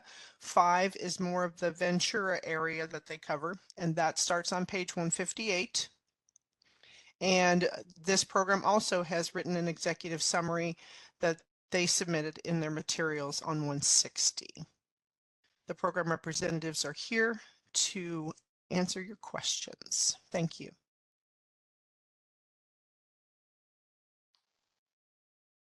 Any questions from the board? Yeah, I have one. What is the cost of this program? Do we have the representatives? It's on the AIS, I know, because we are required to put it on there, but we can ask one of those, either Angel, are you there? Yes, I'm here. So this is Thank Michael you. Feltner. I'm just pulling up the information to make sure I give you the correct information that we reported. So for the 4-year pathway, the estimated net cost is $258,268 for the entire 4 years. For the 2-year pathway, the estimated net cost is $76,989. And for the ELM, the estimated net cost is $158,936. So have you met with the other schools in that area to discuss clinicals for the hospitals in that area?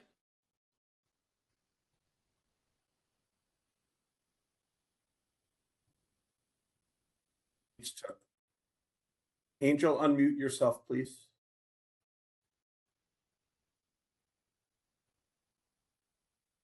There we go. Yes, we have. We have met with hospital CNOs, directors of education, as well as we have attended the consortiums, both LA and Ventura County, and we have met with the community colleges as well as the universities to discuss clinical placements.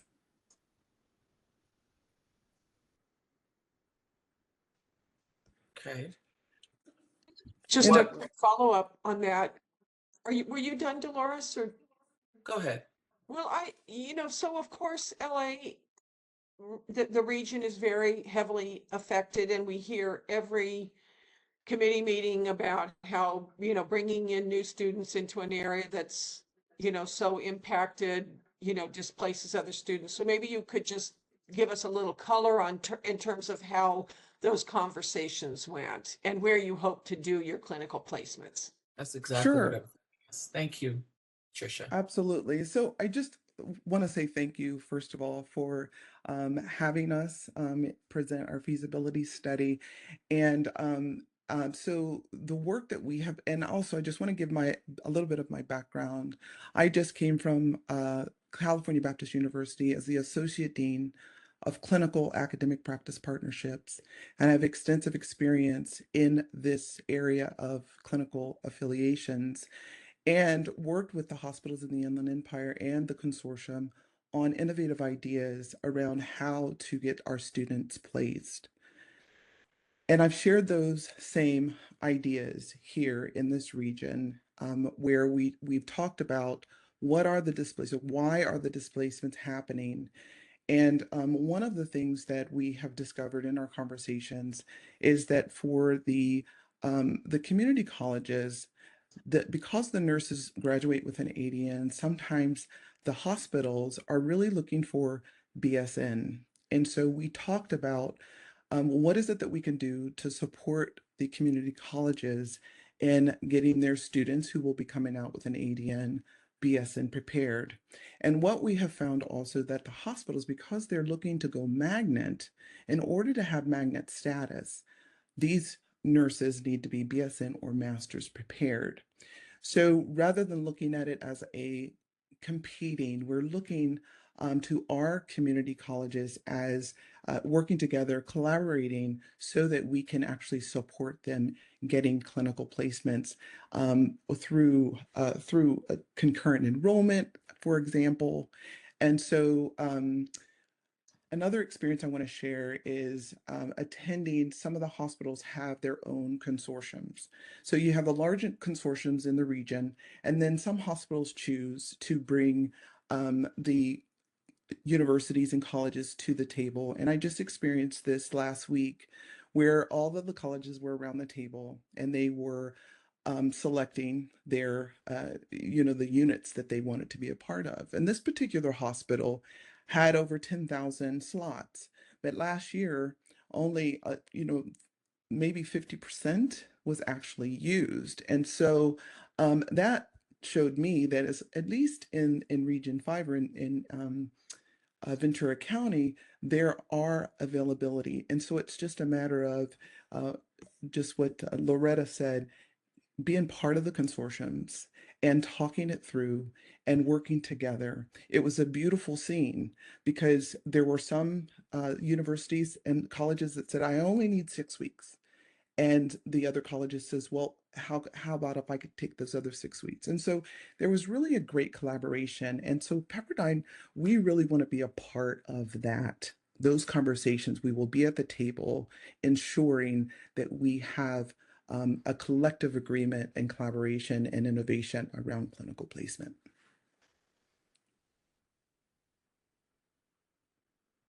I think the question was, how did the conversations go?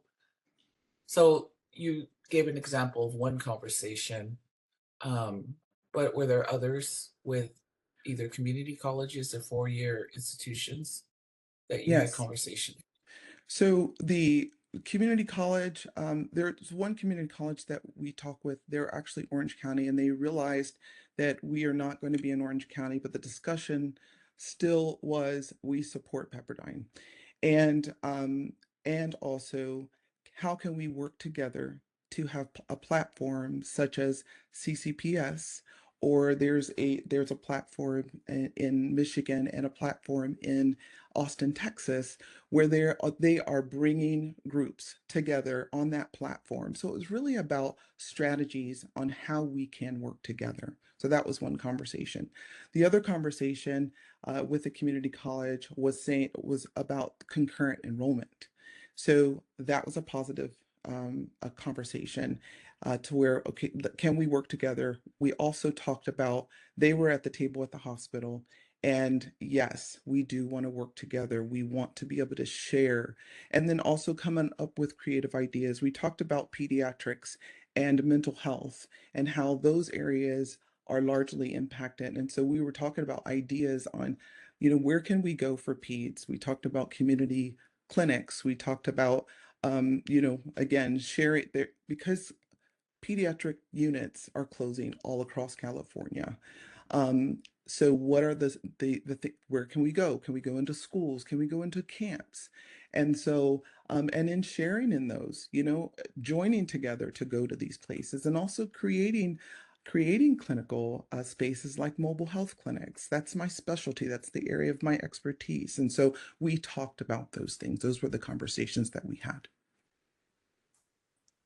Did that answer your question? Thank you. You're welcome. One item just to clarify to you, Dr. Angela Custon, is the magnet comment. I just want to make sure, because I'm really just trying to clear up some kind of misinformation. Magnet status for hospitals do not require a percentage of bachelor's prepared bedside nurses. Excuse me. It is the percentage is focused on their management, that their management in nursing management is bachelor's prepared at 80% or higher, and that they do recommend the master's degree as well.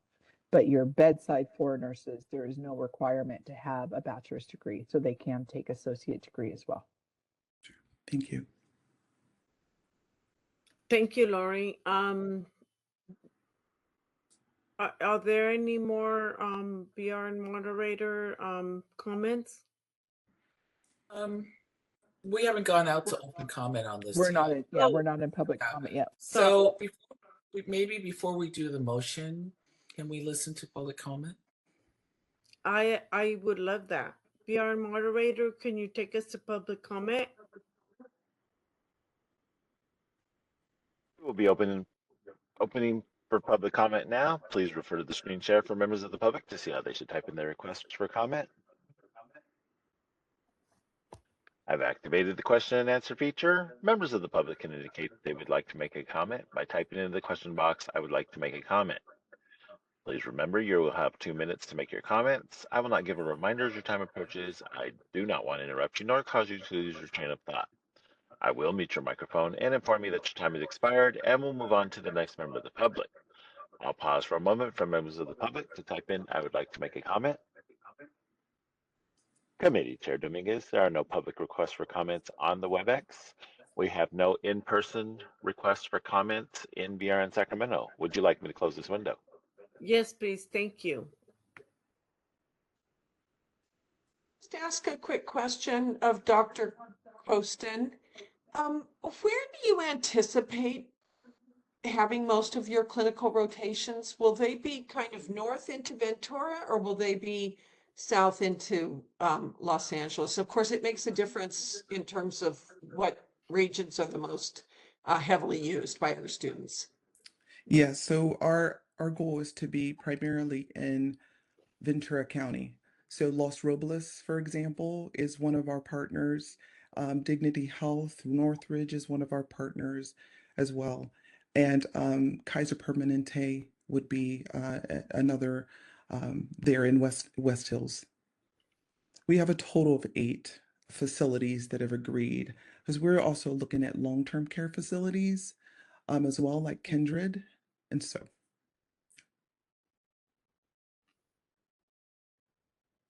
Well, I think maybe before we make a motion, and again, this is kind of unusual, but since there is another site in this region, I mean, I wonder if we should try to clump them. And Lori, I'd be interested in hearing whether that's a possibility or how you think we might proceed. I mean, I don't have, I'm in favor of this program. I mean, it seems like a great, a great opportunity, but to the extent that we are looking at a number of increases in the same region, I'm just kind of I don't want it to just be the first come, first serve, and then the others are just out of luck.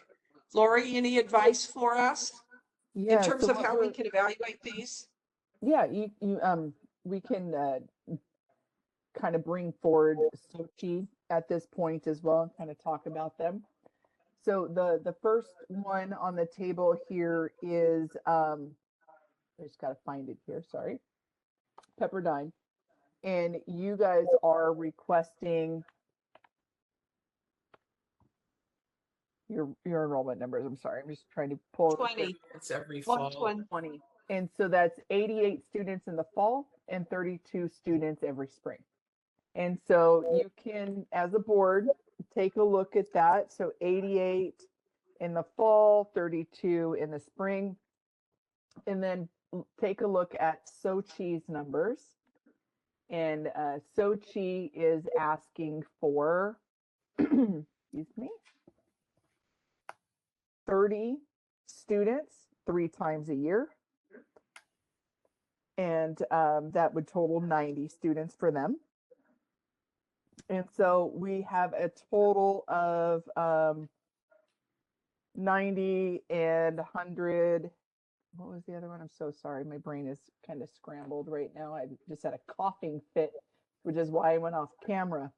Looking at Pepperdine and right before this. and Thank you. Sochi. Yeah, 210 altogether. Yeah. 120, and so it ends up being 210 altogether. Right. So if you guys believe that 210 students coming into this area would be detrimental,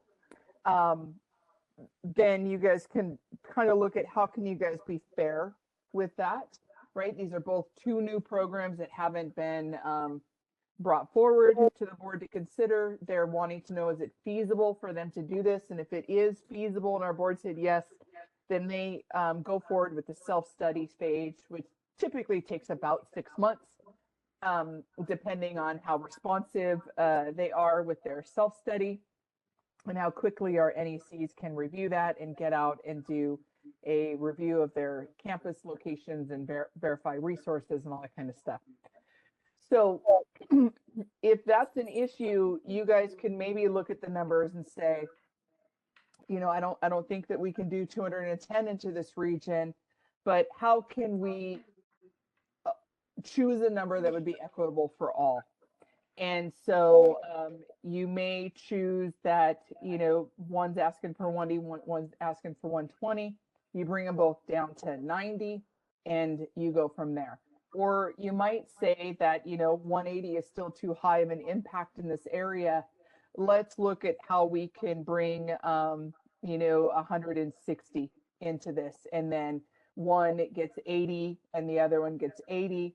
You know, however you want to do that, if you want to look at that as being kind of equitable, understanding that the enrollment pattern is what's truly key, because as Ina came forward in public comment, she says, we only have faculty that teach 1 time a year and we're losing them because we don't have a second enrollment pattern in that year. So Sochi is set to go forward with 3 a year. And Pepperdine is set to go forward with 2 a year. And so that's what they're saying, that their enrollment pattern, faculty, clinical placements can accommodate. So you want to keep the enrollment patterns the same, but you may consider doing, you know, the ask was 30 3 times a year for Sochi. You might do 30 twice a year for Pepperdine instead of doing an 88 and a 32. So there's everything's on the table. It's completely up to you guys what you want to do. And then additionally with Sochi, they want 3 times a year, but they're not an established program. And so you could say, I want to make it absolutely equal and everybody gets 2 enrollments a year and they're 30 for each one. And then that way it's 120 students going into the area. It's 30 in the fall, 30 in the spring at both locations. And that allows them to move forward. Again, answering the same question that Emma brought forward earlier is, after you're approved, a board program can come forward as many times as they want, asking for enrollment increases if anything changes, and the board can reconsider at that point. So just all of these kind of ideas and options out to you guys. But I understand that you guys are attempting to make this as equitable as possible because we do have 2 schools that want to come into this area and start new programs. I like the idea of trying to figure out how much space there is within the region, but I don't feel like I'm particularly competent to make that decision right now. And so I don't know Lori or Mary Ann, if you feel like you're in a position to help with that, and yes, it would be, nice to, once we have that number, then figure out what's fair. But again, I feel rather ill-equipped right now to make that decision, but I do have an overriding sense of fairness. So, however we can put that together. I appreciate that. One option, of course, is always to defer to the board. I don't know that anything's going to change in a month, honestly. This has We been an issue. disadvantage either program by just saying, let's discuss it at the full board meeting? I mean, nothing happens. No, I mean, these motions that you guys make right now are recommendations Just to the board. recommendations. Nothing happens until November. November, if the board says, I'm deferring, I'm not going to make a decision, we're going to ask them to look someplace else, or we're going to ask for additional information. That's when the effect takes place. If they accept it at the board meeting, that's when the effect takes place. Or if they deny it at the board meeting, that's when the effect takes place. So what you guys do here in committee really just gives the community as well as these schools kind of an idea of what to expect when they go to the board. But everybody still has to go to the board in November to have any consideration. The issue that we run into here is we do not have a statewide consortium. We do not have robust data that can give us an absolute. We have data on our website that talks about the LA area that does show that there has been displacement. Absolutely. And so that has occurred. And if we look at in this area, we had Homestead School that came for us as a new program about a year ago. And they asked for a feasibility, but they were not in the same area. They were in the LA region, but they were much more southern based. I believe they were in kind of like Newport Beach area, if I remember. And they came forward and asked a year ago if they can start a school for 90 students annually. The same number that Sochi is asking for here, but they were located in Torrance and they weren't located here. So those are some of the They were things asked to find consider. another site, right, We Lori? asked them to find another location. Yeah, they were not approved. We deferred them and said, is there any possible way you can look for someplace else? And so with these are kind of like the Northern Holloway, Hollywood, Ventura, those kind of areas. We just have to figure out, LA is vast. LA, in looking at an LA region, it doesn't narrow you guys much. So really looking at where that location is, where other schools are, what the impact is. I was surprised that there wasn't more public comment. I was truly surprised that there wasn't more public comment. I was hoping we would get a more accurate picture from the programs, and that's why we tried to take us together for that. And Alice, who had talked about before, she actually runs one of the consortiums there, so I figured she would have really great information to offer. But we can go by what we've been told, and we have been told that there is impact. And it truly comes down to how is that managed, and how can we continue to be equitable to allow for program growth without a negative impact on the currently approved programs.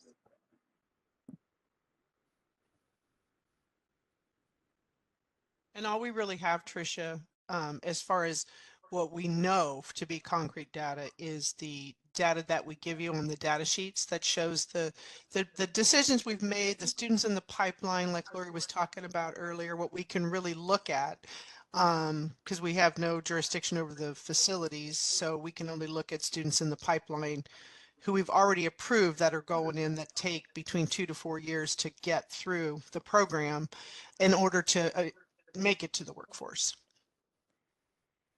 Thank you very much, Marianne. I appreciate that. I do. These are just tough decisions. I get it. They are. I'm glad I'm the liaison on these days. Yeah, I'm encouraged that Pepperdine is at least aware of this, has begun conversations about this, is looking at placements up in, the northern part of the county and the southern part of Ventura County. So that does give me some, relief.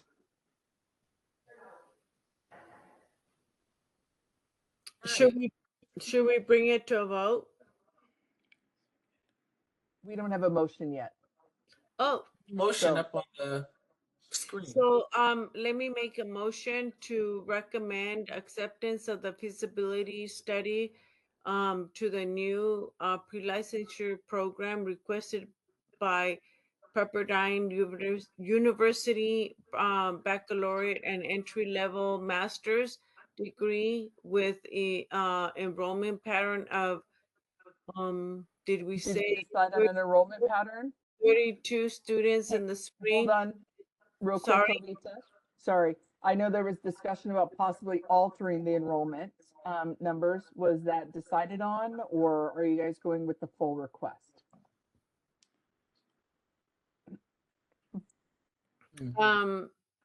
President Trujillo and board member Nguyen, did we consider that?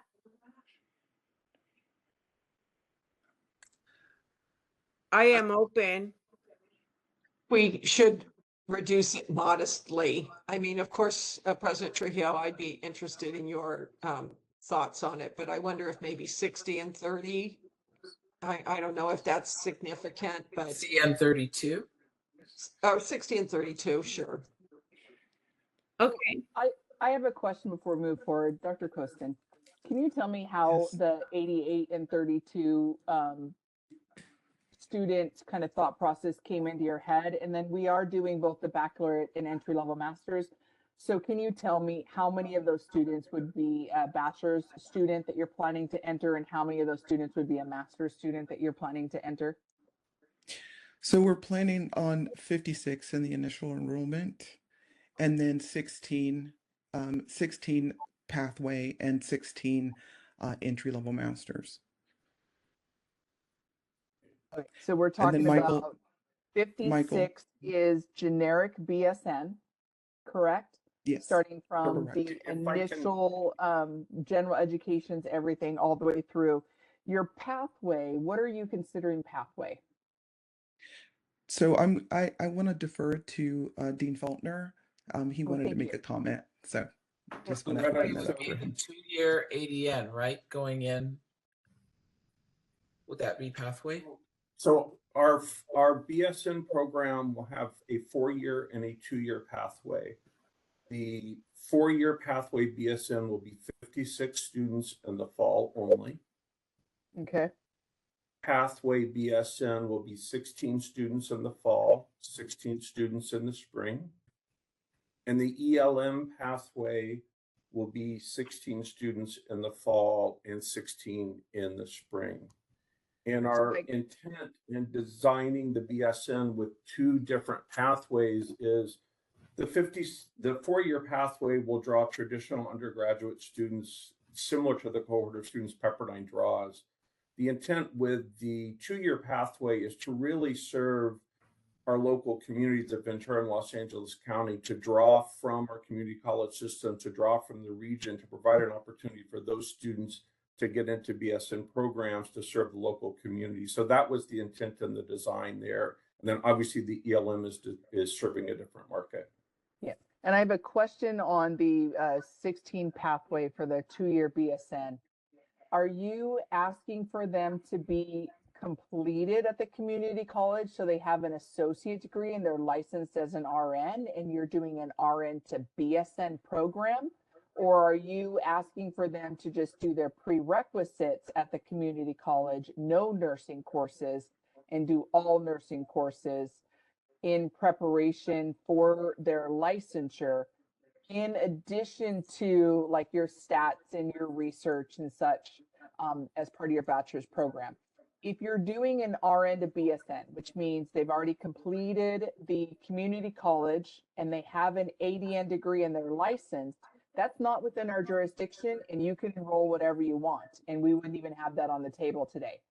If it's pre-licensure and they do not have an RN license and you're only asking them to have community college prerequisites, and that you're going to offer the entire nursing program as well as like your statistics and your research, your nursing theory kind of courses, that is under our jurisdiction, and we would have the enrollment authority on that because that does affect the clinicals. So Lori, it is the latter. This is not an RN to BSN program. This is the students will complete their prerequisite coursework at the community college and then come to us to complete their pre-licensure coursework toward the RN. Okay. So then clarification on that for you guys is that is not considered separate. Okay. So even though they're offering a 2-year or a 4-year BSN, that is one BSN program by us that is approved with 2 separate tracks, and those are called advanced placement students, okay, or accelerated students, however they want to refer to them. And so for us, the content required for licensure, which is under 16 CCR 1426, that is the same. So it doesn't matter anything for us. They all have to take med surg, they all have to take OB, they all have to take peds, they all have to take psych, mental health, etc. So that doesn't change our decision. So the 56 and the 16, even though they will be enrolling them in different pathways, it's the same degree option and it's the same pre-licensure content delivered the same way. It just pulls their prerequisites out. So the 16 ELM, that's 16 in the spring and 16 in the fall, that explains to us why we have 16. The other advanced placement, which is people that have completed their general education and they're just doing their nursing track at this program. That's where you have the 16 and 16. That's where we get the other 16 in that fall, in that number for the 32. And then you could see how the 88 is made up. So you could keep the entry-level masters at 16 and 16, and then you could look to adjust the enrollment of that BSN, taking into consideration the generic BSN versus the advanced placement BSN. And then I think that's how I would have you guys address it if you're going to address any kind of load difference for the enrollments. And Lori, would you state one more time what the generic would be? We haven't put out what a I know, but what they're proposed asking enrollment would for, be yet. what they're They're asking for? 56 generic students to be entered in the fall. Is that correct? Yes. Fall annually, yes. So Yep. 56 generic students every fall. Advanced placement is 16 and 16, half in the fall, half in the spring. And ELM would be 2 separate, half in the fall, half in the spring at 16, 16 as well. Yep.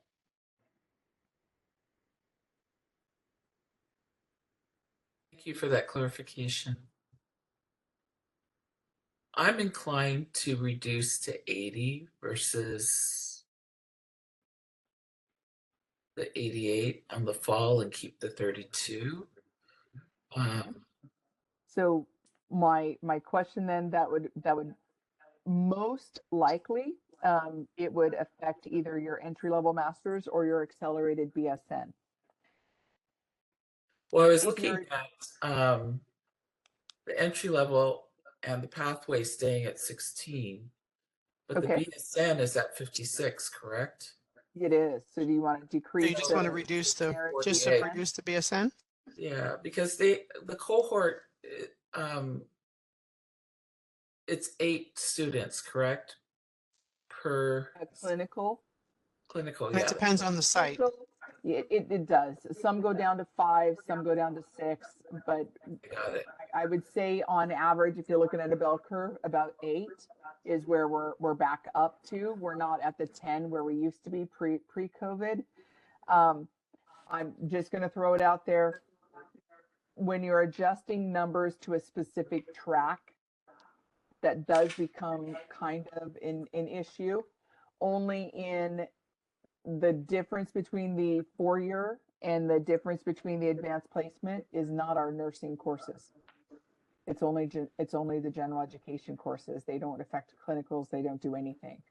So if you're looking at a decrease overall, it may be that we lump these together and we don't separate them out. So just kind of how it was. So 56 and 16 in the fall is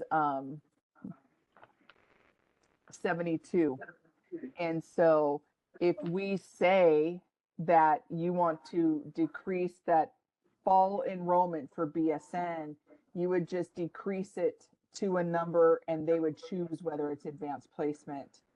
They would choose whether it was a 4-year, because that doesn't affect our nursing program clinical placements at all. And it would be based on what their applicant pool is. And so if we're looking at their enrollment in the fall and you want to decrease that, and you were talking about by 8, you would then decrease the fall enrollment for BSN students to be 64 for fall BSN, keeping 16 in the fall as entry-level masters.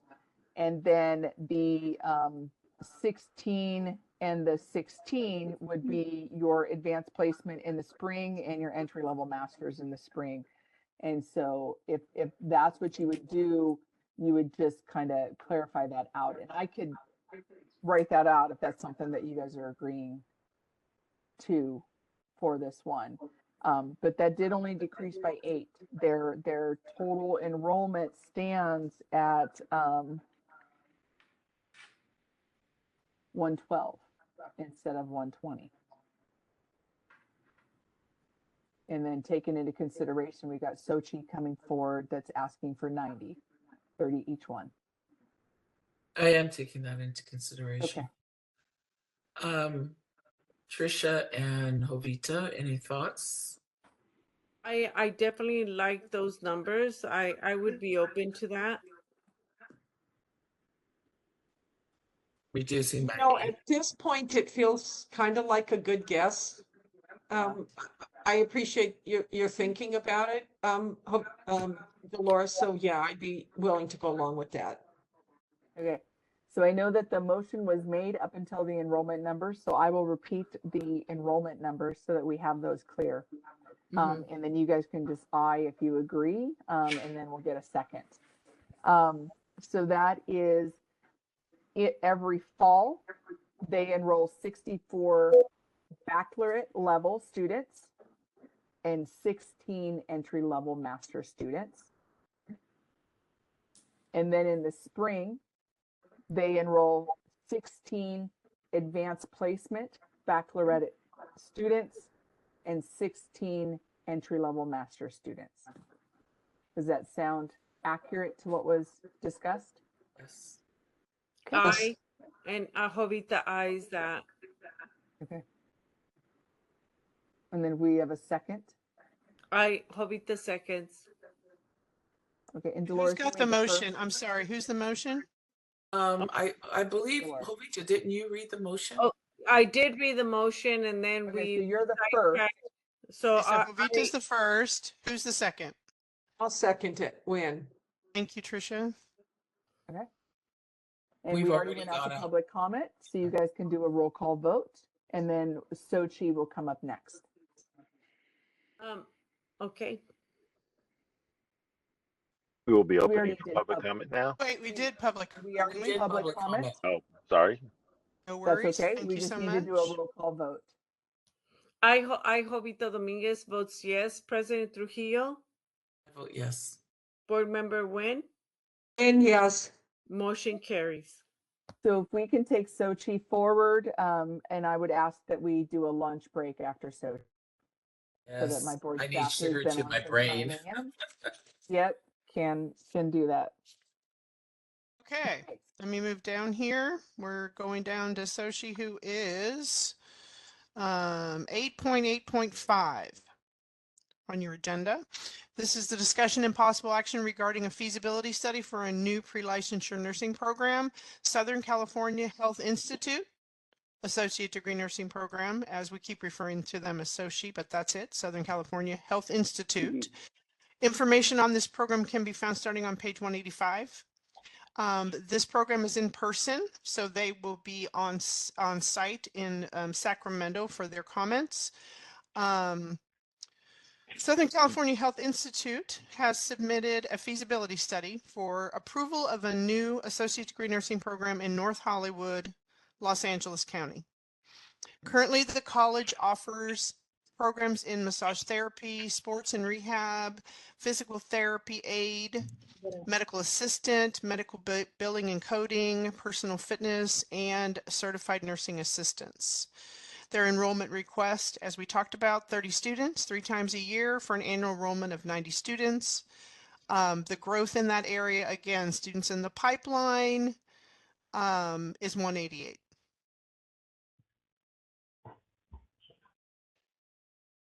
They wrote their executive summary, as always, and the representatives are here. Okay.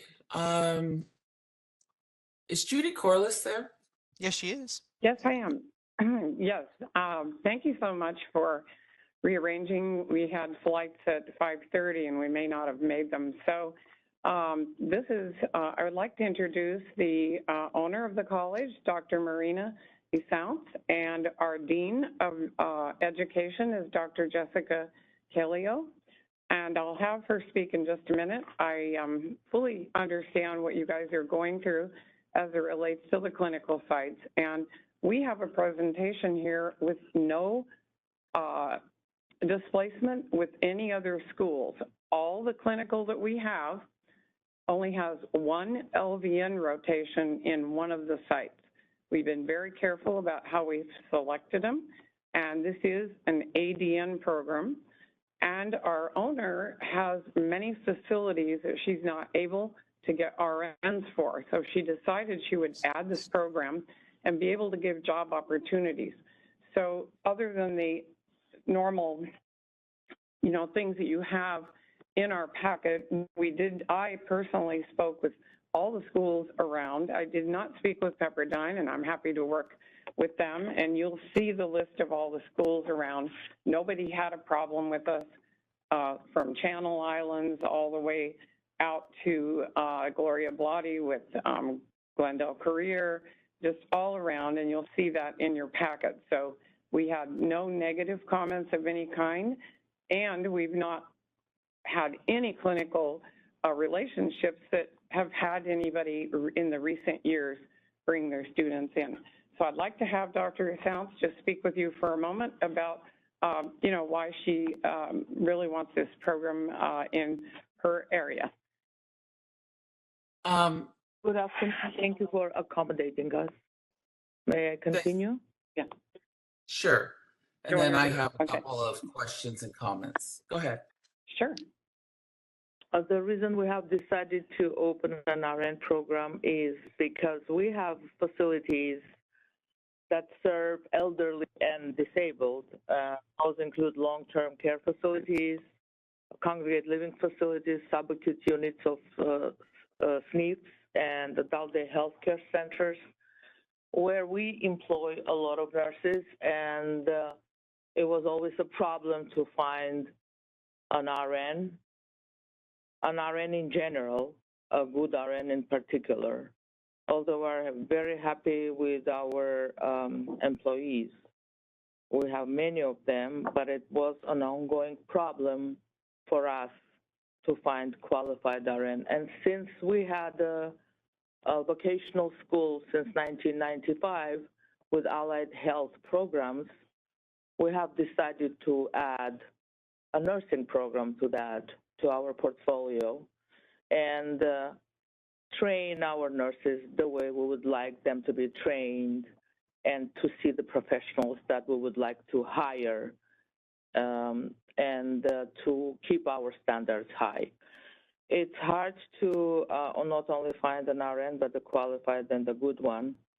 And with all the respect we can we're not gonna take away clinical sites from other schools, because a lot of our potential students could be using our facilities and be supervised by experienced RNs who are working in many shifts in different facilities.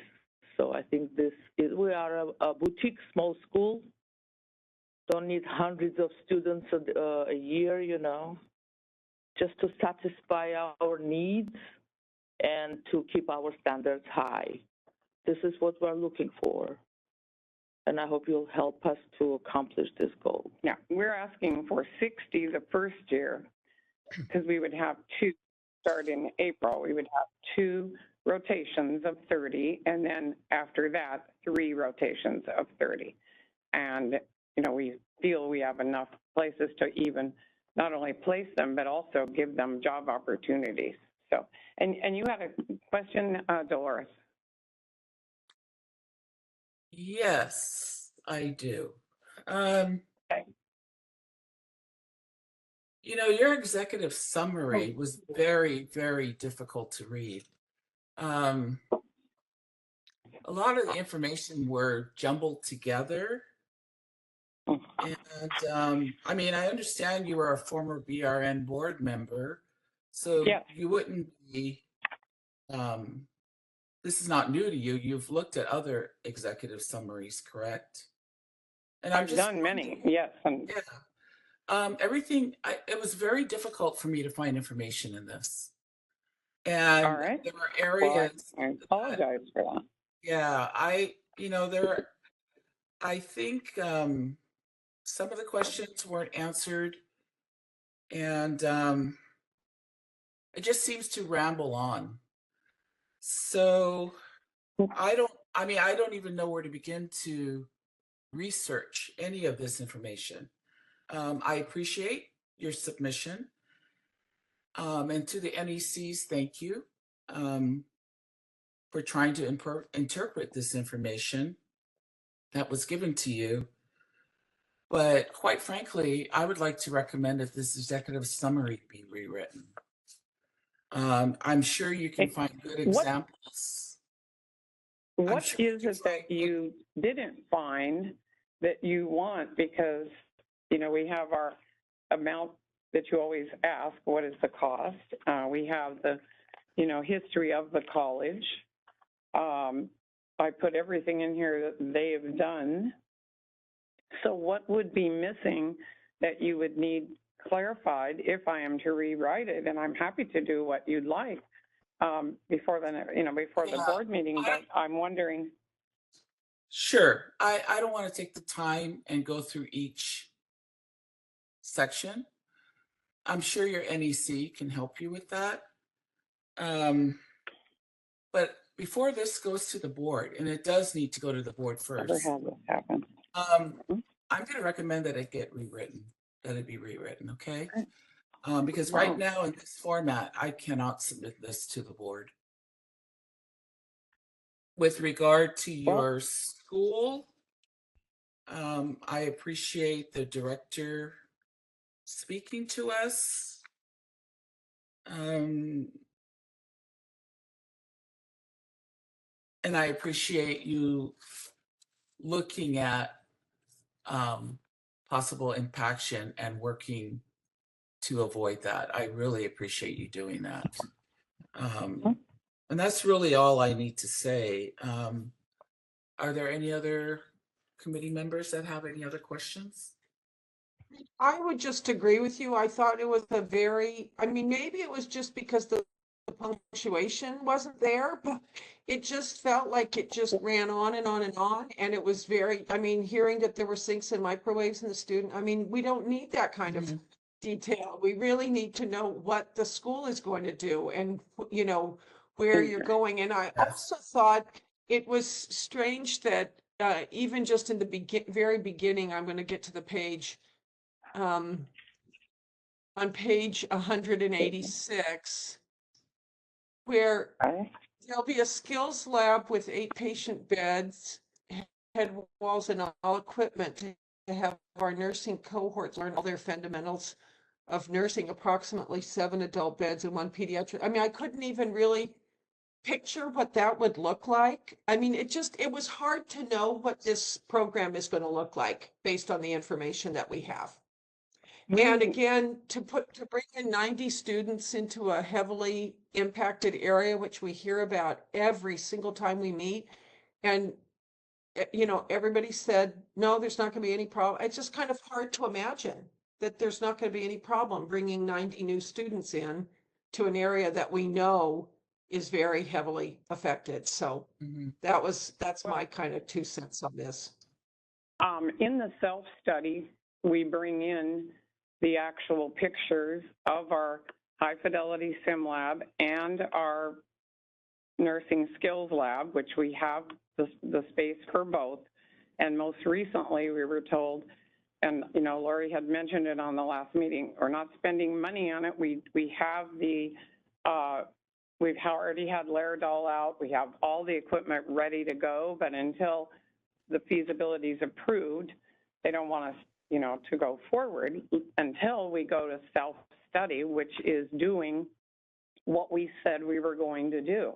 So I have that in there, the skills and the high fidelity, and I've had Laerdal and ATI and everybody out to provide everything we need for the program, and that all the pages from Laerdal are in there of the equipment that we intend to put in. We don't have a picture of. Hello? I lost audio. Oh. After we don't have a picture, I can't hear anything else. Did we lose audio in Sacramento? Can someone speak at the Sacramento site? We have video, but we do not have audio.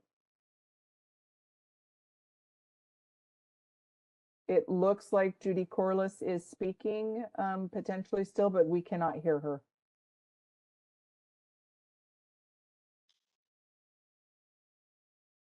Board moderator, are you able to hear us? I hear you just fine. Okay. Are we able to hear anybody in Sacramento, or is it just us? I can't hear anything either. I can't hear anybody. Hold Okay. on, let me see. Hold on, let me send a message. Can they hear us? I guess we'll find out. Can you guys hear us in Sacramento?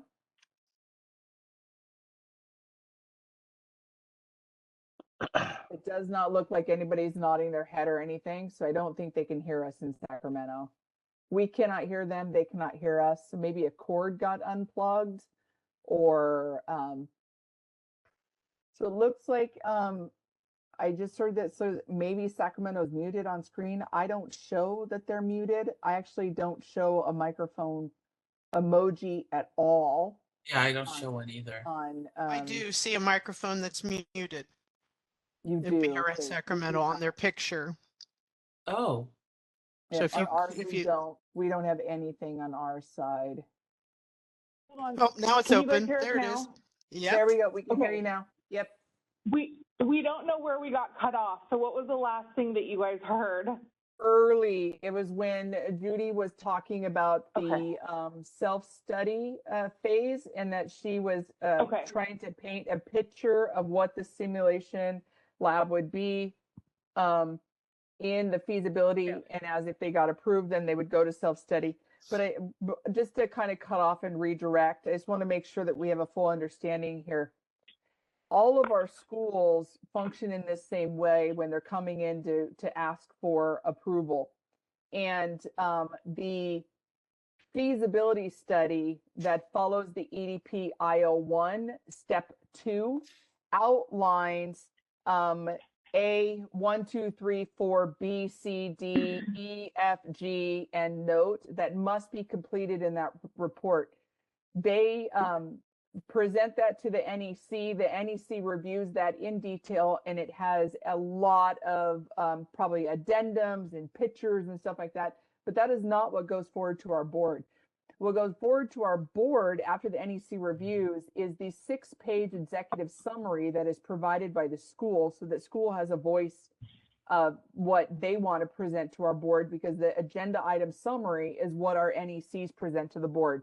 So what our board needs is an executive summary, 6 pages, that addresses step 2 under submit feasibility study that's outlined in the EDP IO1 that covers lowercase a through G, including the note section, in a well-organized and professional manner.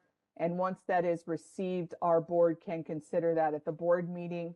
What I'm hearing from our board members that are part of this committee, they are stating that it was very difficult for them to find that information, to follow the thought pattern, and to really get an idea of what the school is trying to present to our board members to consider. So in fairness to the school, we want to hear you. We want to know what you guys are planned.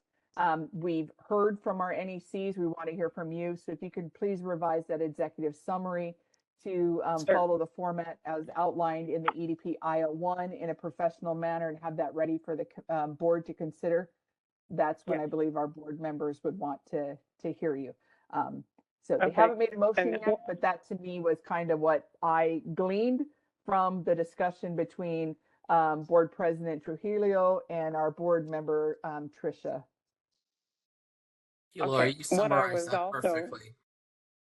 Sure, I'll be happy to do that. And what I was saying, I think when we got cut off, was a picture of the labs and things all get brought in and built during self-study. So I didn't have pictures of that. I had descriptions.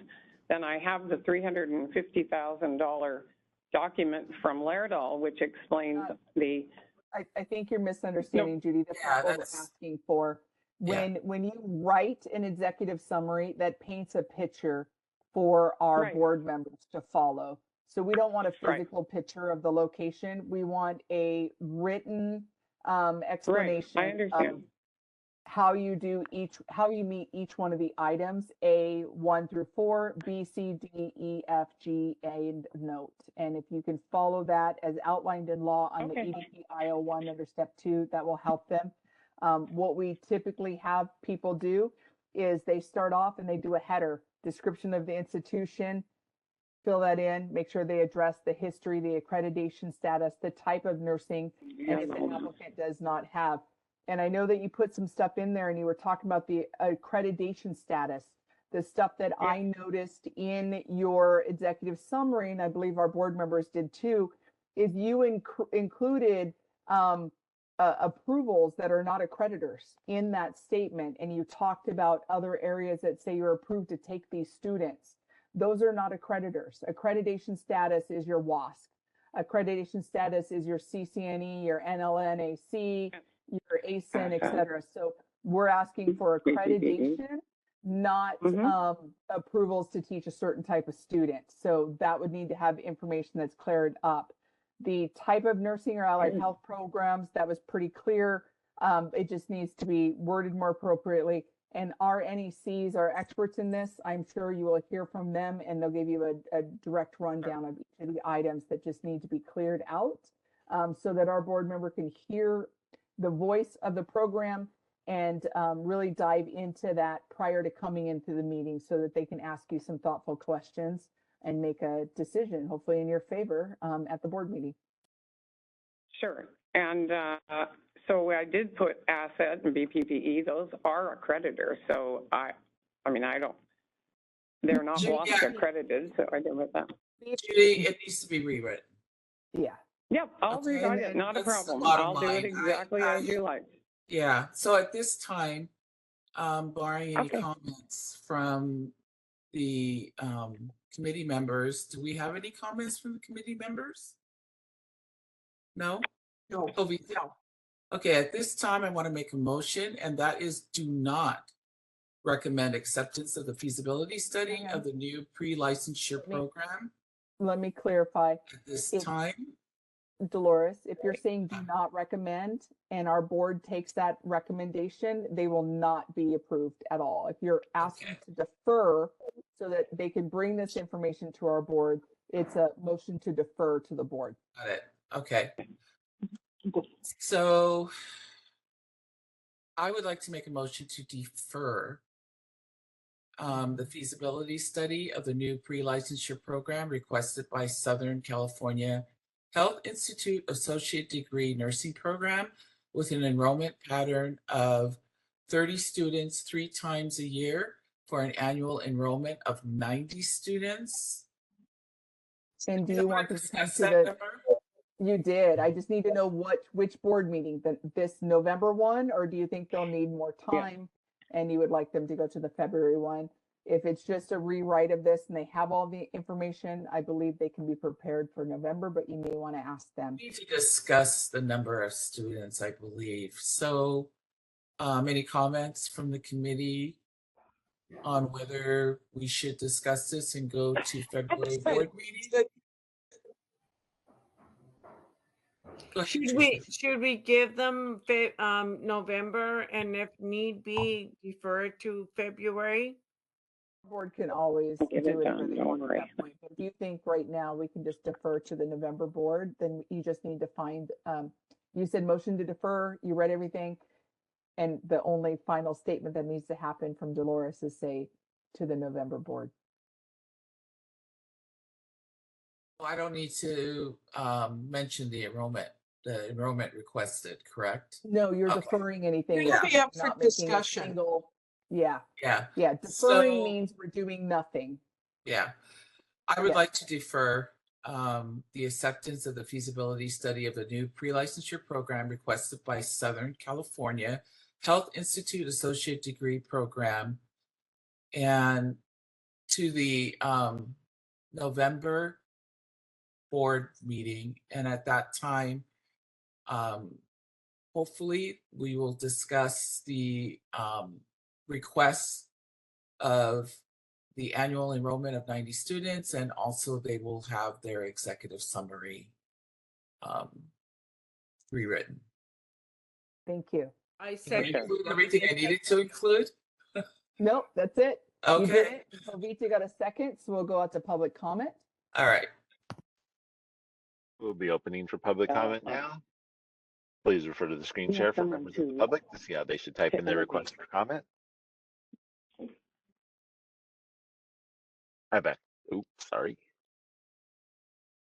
I've activated the question and answer feature. Members of the public can indicate that they would like to make a comment by typing into the question box, "I would like to make a comment."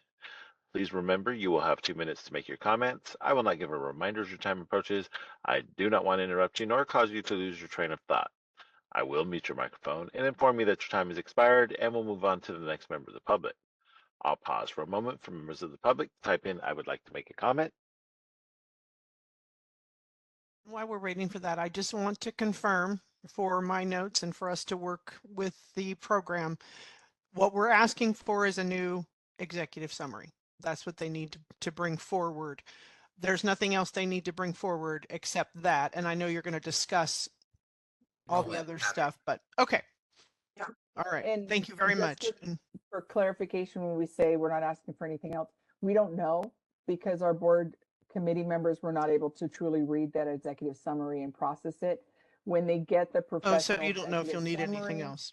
Yeah, when we get the Okay. professional executive summary and they have that to review and prepare, they may at the board meeting deem that there Yes. might be something Yes. I was additional, but we just don't specifically, know yeah. until we receive it. Yeah, Yeah. I was specifically talking though about what they need to do now for the board meeting.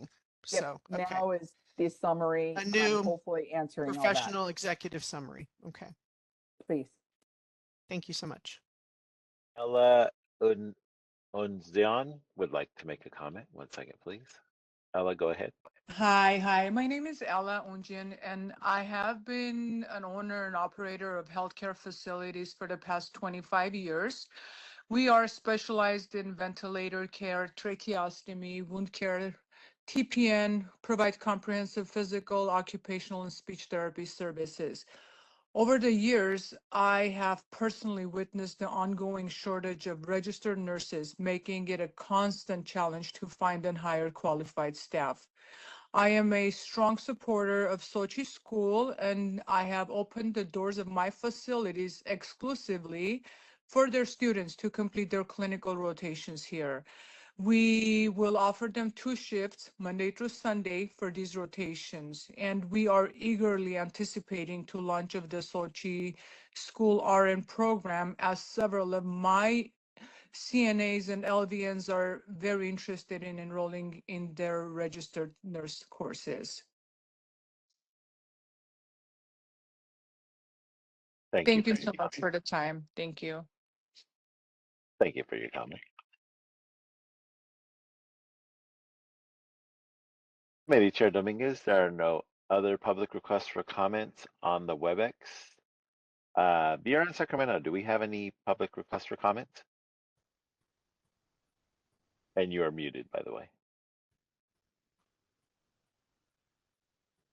Sacramento's muted. They are. Hi, Mark. No, we do not have any other public comments in Sacramento.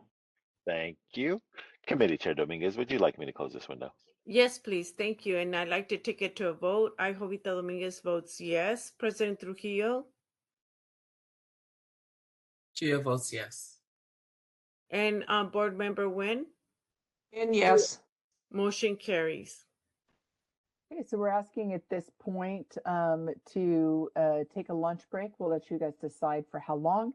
And then when we come back, we will reestablish quorum and we'll start with the agenda item for Cal State University. Thank you. Would 12:10, I mean 1:10? Perfect. 1:10 is 30 minutes.